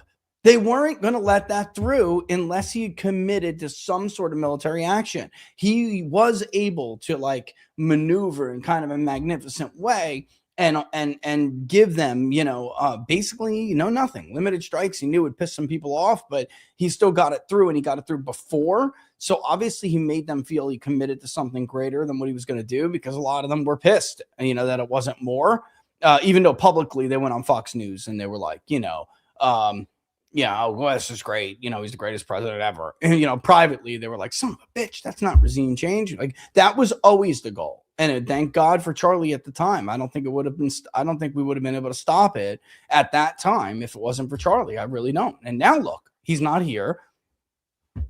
And, I know some people and Jack too, we talk about this a lot. Like, yeah, it probably would have still happened. And I'm like, you know what, but we won't fucking ever know. Now, will we, Jack? Right. So we can all say this, but the truth is he's gone. And there's only, I'm just going to leave it at that. It's just, he's gone. And certain things have happened. That's it. I'll leave it there. CK Dolores 123. You guys are right about boomers. My best friend soaks up everything Fox says. It's either boyfriend or best friend. Soaks up everything Fox says. I got in a fight with him, boyfriend, about us losing the midterms. Finally said, my guy's the best pollster ever. He said, we losing, take it to the damn bank. Bro, don't get your wallet out for CK. She's going to take your money, bro. All right. Actually, Dolores, just take his money. Just take his money. If he's going to be this stupid, just take his money. Just take it. It's free money, Dolores. Yeah, might as well. And anybody else who wants to wager me, just let me know. DM me on X or whatnot. I got to hop off. But for the summation, we're done 85% anyway. Chance. I think Democrats take the Senate. I think they take 53 or more Senate seats, up to 58 or more Senate seats as the high-end range. I think the probabilities Republicans hold the Senate is only about 1 in 6. Yeah. And those odds keep diminishing as we go along. But thanks. And if people want the detailed odds for every single Senate seat, you can go to sportspicks.locals.com, and I got a whole write-up there. I'll take it out, brother. You're good. Thanks, man. Everybody take care. Thanks always. All right, I got a little bit on locals, but sportspicks.locals.com. But I'm going to roll through this lightning round on locals. I was trying to get 80s News Wave Geek his comments up there for Robert to see before he went, but I might have missed it. But I'll leave it up as I do this. I just got locals to burn through, but then we'll be done. Oh, is that Breeze thing? Yeah, wait, I want to see that. I want my full attention on that. She's obviously happy because I can see you smiling. Blondie, can you rewrite your question, please? Because it says see above, but then I like search for it and it was like buried in a sugar ton of comments. Oh, And I I did so good, didn't I? Haven't I been real good, guys? Yup. Yup. Some of these sweet little lies. Blondie, yeah, just rewrite it and I will try to look for it right now. Okay. All right. This weekend at the Minnesota GOP, we were plagued by voting irregularities due to the party forcing us to use electronic clickers. The party of voting integrity chose the least secure and reliable voting method, which is causing all candidates to reject the farce and go to primary. Mike Lindell was right again. Ryan, I'm telling you what happened over there. I heard all about it. I mean, we'll see how it goes. Unbelievable. And speaking of Minnesota, there are other comments. You know, I just don't like your system. I think it's like completely convoluted, but also it's like the insiders club. I don't like it at all. But it's been like this for a while. For people who don't know, yes, Minnesota has a primary, but they can really like pick their people, pick their person at the convention, and then everybody else basically it's like a good faith. I agree to quit, and that's not right. Lindell was right. How's your Minnesota Dem primary polling going? And I know who this is. Do you think getting party nomination is helpful in an open primary now and going forward, depending on candidate quality? Minnesota GOP chose the token candidate. Thoughts? Truth be told, too, I mean, Trump can kill this. Mike Lindell could just choose not to get out, and then Trump could crush this whole thing. Like, that would be it. And honestly, Mike was good with taking how that went, but it's just not right. Anyway, it's stupid to pick somebody who's down in the polling, and she's down. In the Democratic side, you're in second place. Now, don't get me wrong. Obviously, Klobuchar is the front runner, you know, but I did notice you were actually in second place. I don't know how you did it. It was crazy. I mean, it's kind of close, but like you held second place the entire time. I'll put it out. I'll make it public. There's some other stuff I want to make public with that as well.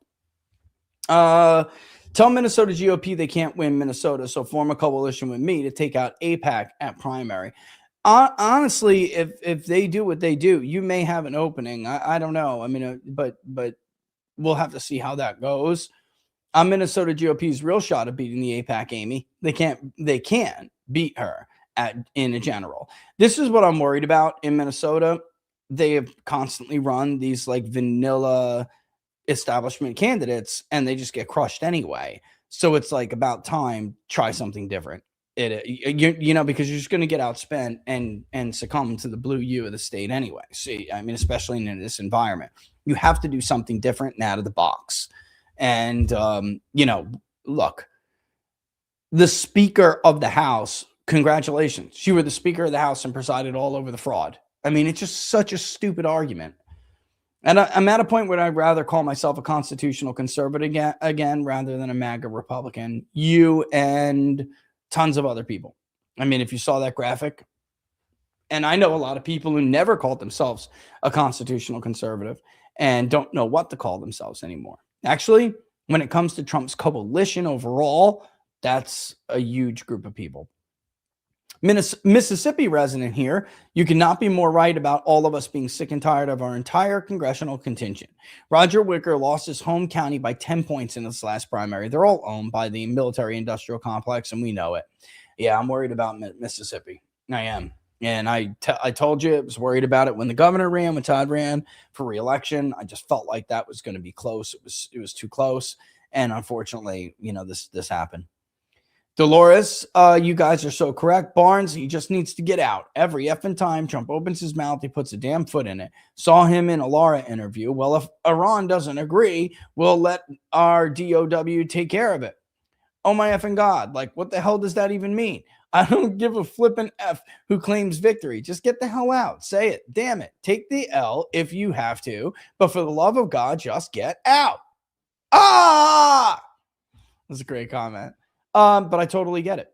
I really do. I mean, it just doesn't matter. What are we going to argue that we won? We didn't win. What are we winning? What are we winning? It's ridiculous. What does Miriam Adelson have to gain from funding anti-ICE protesters? Good question. Also, Cam Higbee infiltrated signal chats and found the protesters were many government employees up to the lieutenant governor in New Jersey the same. Why did Trump fold instead of revealing corruption of rioters in Minnesota and fire Bavino? Thank you. I mean, I feel like they felt they were too behind in the narrative war. And that's there was a big push for like from Amnesty people. And they felt that I think he just felt like he was being tricked. Like if I can do this and I moderate, it'll be better for the midterms. Nothing could be farther from the truth. All they had to do was reform what they were doing. Caving pisses off your base. Not changing pisses off the middle. So the answer is to not cave and piss off your base and make some moderate reforms. We gave them an entire list of what to do, and it wasn't even a big list. And please the middle, placate the middle, and explain to the middle that we understood, we heard you loud and clear, but we still need to do these enforcement measures, which we know you as the American public still support. So this is what we're going to do. This is how we're going to change it up to make everything a little clearer picture for everybody, right? A little bit more organized, a little bit more, use a process you can have more faith in. And I think that the amnesty people just got to him. And what does Miriam Adelson and other people like Bill Ackman, by the way, have to gain by funding? They want amnesty. It's that simple. Where is Miriam Adelson's money now? Because a lot of it isn't even in. It's not casino anymore, even though they keep calling her casino. She was the wife of a casino magnate. She herself is not. Where does her money go now again? What does she make money in? Right. Bill Ackman, why does he fund it? How does Bill Ackman make money again? Right. And the people he invests in that portfolio, what do they need? Cheap labor. Right. So these people don't give two flying shits about immigration, anything. It's just disgusting. Laura, you gotta be kidding me, Laura. Did I really just get this sponsored message? Sponsored question? All right, we're going to end it with this because this is good. People's Pundit, I was curious how it is you have such an awesome wife. Who could have asked that question? I can't imagine who that is. Well, I mean, I think I can't tell the answer to that. I can't. Because if I do, I may incriminate myself. Plus, I can't be giving away my secrets. All right, let me just say to the boomer comment, I believe they mentioned something about Razor Fist. I don't know. I didn't watch what he wrote, but here's why Razor Fist and the rest of them are wrong. All right, I didn't watch what he said, right? It's just another one of those millions of shows that used to cite our polling all the time when it made them feel good, but now because they don't want to have to confront reality, all of a sudden I've turned on Trump. Okay, bro. When you spend like, I don't know, $1.3 million of your own money over 10, 12 years to, for the cause, let me know. Here is, and I'm going to read it verbatim because I don't want to mess anything up. But I've written this. I'm going to write an article in Real Clear Politics about it. Here's the problem with the boomers vote in midterms argument. The most important problem is that it's outdated. As in like 2014 called and they want their boomer electorate back. Fox boomer cons are not a majority of boomers. And the more conservative silent gen has been phasing out of the greater age block 65 plus and making it a more competitive age block overall. And we have seen that in results, haven't we? This trend has and will continue as Boomer 1, because we can separate boomers into Boomer 1 and Boomer 2. The Jones boomers, all right? The Jones boomers missed the draft. They were a predominantly professional class. They were the creators of the professional class, managerial class in this country. They were the antithesis of the working class, but made up a large part, along with the working class, of what we now refer to overall as the middle class, but great disparities in them, between them. All right. Boomer 1, which fought the war, all right, which was more flag waving, they turn 80 this year. And the block becomes overall more pre-draft Boomer Jones voters as time goes on. And this will happen very quickly.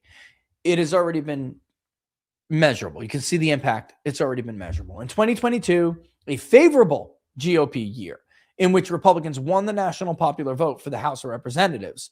They won 65 plus by 14 points, right?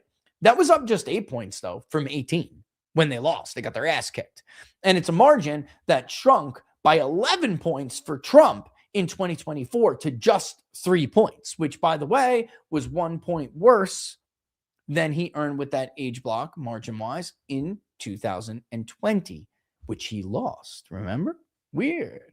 As you can see, doing better with younger voters is critical. It was critical to Republicans winning the House, but they still needed Trump-like support from younger voters, Trump-like 2024 younger voter support to win races in battleground and competitive states like Arizona, Michigan, Pennsylvania, Nevada. We can go down the line.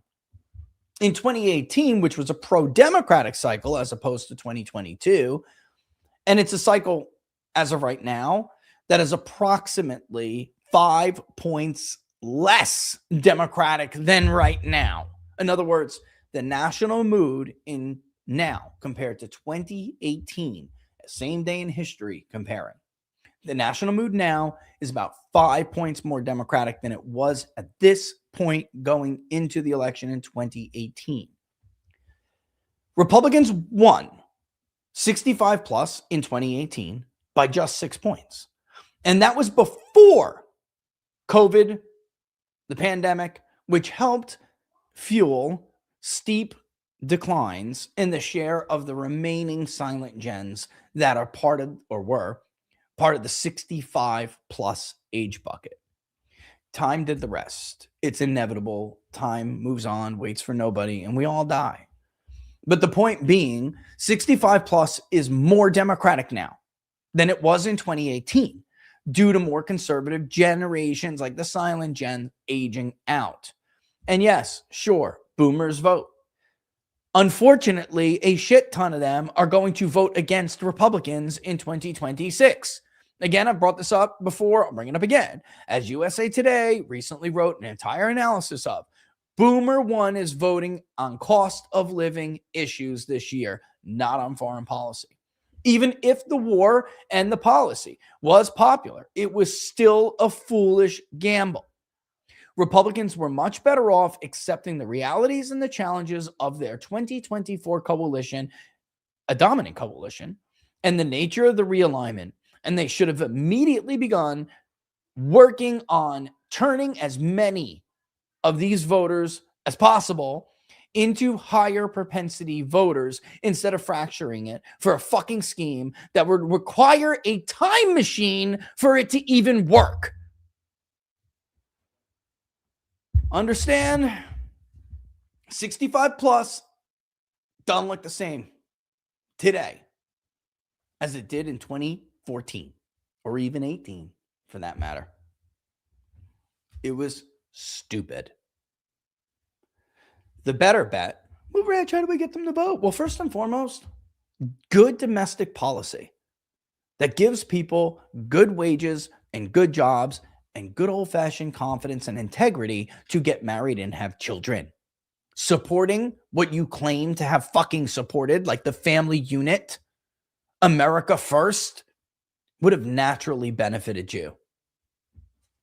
That's what Reagan was talking about, by the way. Until that's right. Neocons ruined his fucking administration too. And if it wasn't for his approval being 56, where yours fucking isn't, he would have been removed because of the Iran-Contra scandal. Wake up. Grandma should have put on a little makeup. Snap out of it. It's too late now to be in these delusions. All right. Frankly, it was too late when I was already saying that the hour was late and we had to snap out of the delusions. All right. But now it is just way too late. And we're not going to entertain the delusions anymore. All right. I have a very funny clip that we can outro to. And saw Cassandra tweeting about it. And she was just like, oh, I just love this. This was delicious. And it's like, you can't be this, and Milo too. I respond like Milo. I'm like, you can't go on a show like this after you have been proven as stupid as somebody like David Rubin and expect to go on Surrounded and not get fucking annihilated. All right. Like, this is what happens when someone who thinks they're smarter than they are and has recently has demonstrated that they, in fact, do not have a grasp on the issues they claim to have a grasp on. This is what happens when someone like that goes on a show like this, not understanding where his place in the world is, and then just gets fucking destroyed and doesn't understand, like, how did this happen to me? Like, now I'm humiliated. And you'll see there's a point where eventually he's just losing the argument so badly that he retreats into but there are good nations and bad nations argument, which is ridiculous, of course, because then that kid proceeds to point out how we're allies with a ton of shitty ass nasty nations. So he just made a fool of himself and it was epic. But I bring it up because he did, in fact, get into a fight with Barnes over, if you guys remember, what? Closing the Strait of Hormuz. Remember? Iran will never close the Strait of Hormuz. You actually may remember, we can go back before that. All right? Here we have Dave Rubin, who supported Ron DeSantis along with Mark Levin, but now knows MAGA better than MAGA. We can go back before that straight mess up to last year when he said Epstein wouldn't matter. And this is just a joke. Of course, now, as I have demonstrated to you countless times, Epstein is all over the interviews in our polling, all over it, riddled with Epstein here, Epstein there, Epstein everywhere. But he also said that limited strikes, just limited strikes, and won't lead to a regime change war. Then an actual regime change war kicks off, and but this isn't really a regime change war. And then it was, of course, proven to be a regime change war. And then it was, but we can actually take them out from the sky. Dave, like, I don't know, bro. You're not an international relations expert. Like, I don't know, say this guy. And that shit has never happened in the history of U.S. warfare. I mean, the history of human warfare. And the history of flying machines in human civilization. That has never happened. But it's going to happen this time because I don't think you realize with AI how great it is. Okay, whatever, bro. Then we continue. And, like, obviously you can't conduct a fucking regime change from the air. So now he just shifts the goalpost again into, but okay, then you just are okay with people getting fucking nuked, man. Like, dude, it's the lowest IQ fucking slop. This is Bushism slop. Okay. And he goes on and he gets his ass handed to him by a child. And it's hilarious. Child in my eyes, I'm 44 years old. That's a kid. Well, never mind. He might like that phrase. I won't say that. So before I play the clip, let me just take it on out of here and say this. Don't forget, if you like the videos, don't forget to like them. And of course, to share them far and wide. Thank you to everybody who sent super chats and Rumble rants and locals tips and whatever else, that we have out there. We really do appreciate the support as always. Don't forget, Robert is sportspicks.locals.com. You'll check out all of his thing. I couldn't put it up on the screen, but he's got odds for every single one, not just win or loser. He's got odds for every single one, what he thinks it should be trading at versus, because there's stuff where you can make money just to play off the odds, to bet on whether or not the odds are right. and then get out, cash out, take your money and bounce. Or don't ride it to the win. If it's 60% and it should be 90, you'll ride it to the win at some point, stuff like that. And then of course mine is right there. That's the best place. We're everywhere. Don't forget, if you're on Gram, go follow me on Instagram at peoples_pundit on Instagram. It's the same thing as on X. But Locals is like definitely the best place to follow us if you want to follow our polling, which will, like, data wise, Locals has the 28 matchups that we were referring to before. I have not released them publicly yet. I gave them to Locals. I have to give them Real Clear Politics pretty soon, but that's why you'd follow us on Locals, because that's what you get typically before others would get it. All right. Other than that, I think this was a productive, great show today. Super clocking on what? 3 hours and 20 minutes? Shit. All right. Let me play this hilarious ass video of David Rubin getting cleaned. Then we'll roll into music, and I will see you guys on, Locals, I'll see you tomorrow, but I'll see you on Wednesday. Thanks for watching. What are the odds, folks? All the best. Well, first off, the disastrous war, the quote-unquote disastrous war that you're talking about. You're talking about a 40-day military operation that stopped an apocalyptic regime from getting a nuclear bomb and exporting terrorism throughout the world. And we're now in an economic embargo of them, right? We've basically done a blockade of the Strait of Hormuz. So to say it's a disastrous war, we've done a blockade. We did lose. Hang on. We did lose 13. We did lose 13 of our soldiers, and that is and killed over terrible. 200 children. But things happen in war, right? Yeah, things, yeah. Well, things do happen in war. You guys, wait. You can laugh at that. Hold on. Listen. You want to talk? I know. War is the last. If Donald Trump wanted to prevent the Islamic Republic of Iran from obtaining a nuclear weapon, he could have just stuck with the Iran nuclear deal that he ripped up. No, and Iran did not enrich past the 3.67. Wait, they didn't enrich past the 3.67% agreed upon in the JCPOA. They only got to 60% after Donald Trump left that deal. I'm impressed with your talking points. You got impressive talking points, and you memorized them well. They're not correct, but I am impressed. Okay.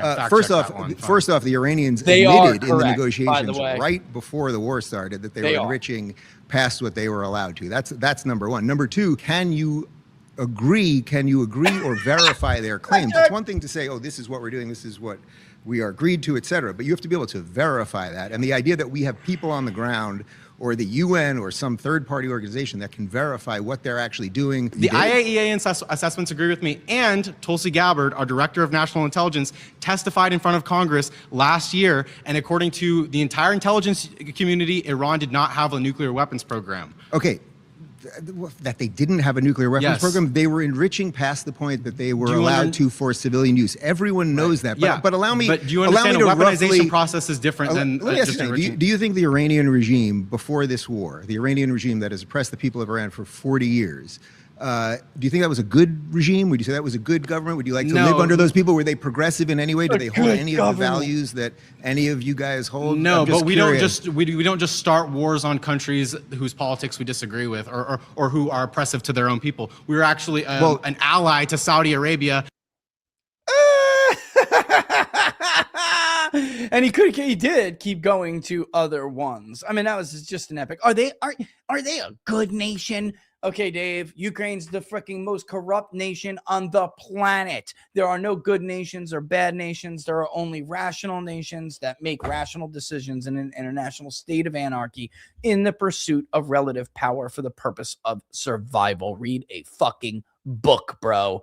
Don't forget, speaking of books, pre-order Burn It Down, links in the description. And look, this is the entire argument. I'm going to be doing so much more on this generational divide leading up into the midterms, because Democrats seem to grasp this in a way that Republicans do not. This transformation of the electorate will happen very, very quickly. And Republicans had a good foothold to be able to build something and, bridge off of what Trump built in 24 as a coalition and bridge it into a new era. And, because there'll be a entirely new generation that makes up the predominant voting bloc in this country. And they effed it up for the likes of idiots like that and stupid policy like that. And they don't have much time to course correct, because if Democrats are allowed to naturally settle in as the natural home for these new voters, we're screwed.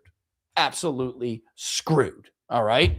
All right. So pre-order Burn It Down if you haven't already. If you are waiting on the audio book, hopefully I'll have some news on that shortly. Like Cynic, I know Cynic has been. Hopefully I'll have some news on that for you guys real soon. But links in the description to the video, links also in the chat. And with that, I'm going to get out of here, and I hope you all have a great rest of your night. Thanks for watching, everybody.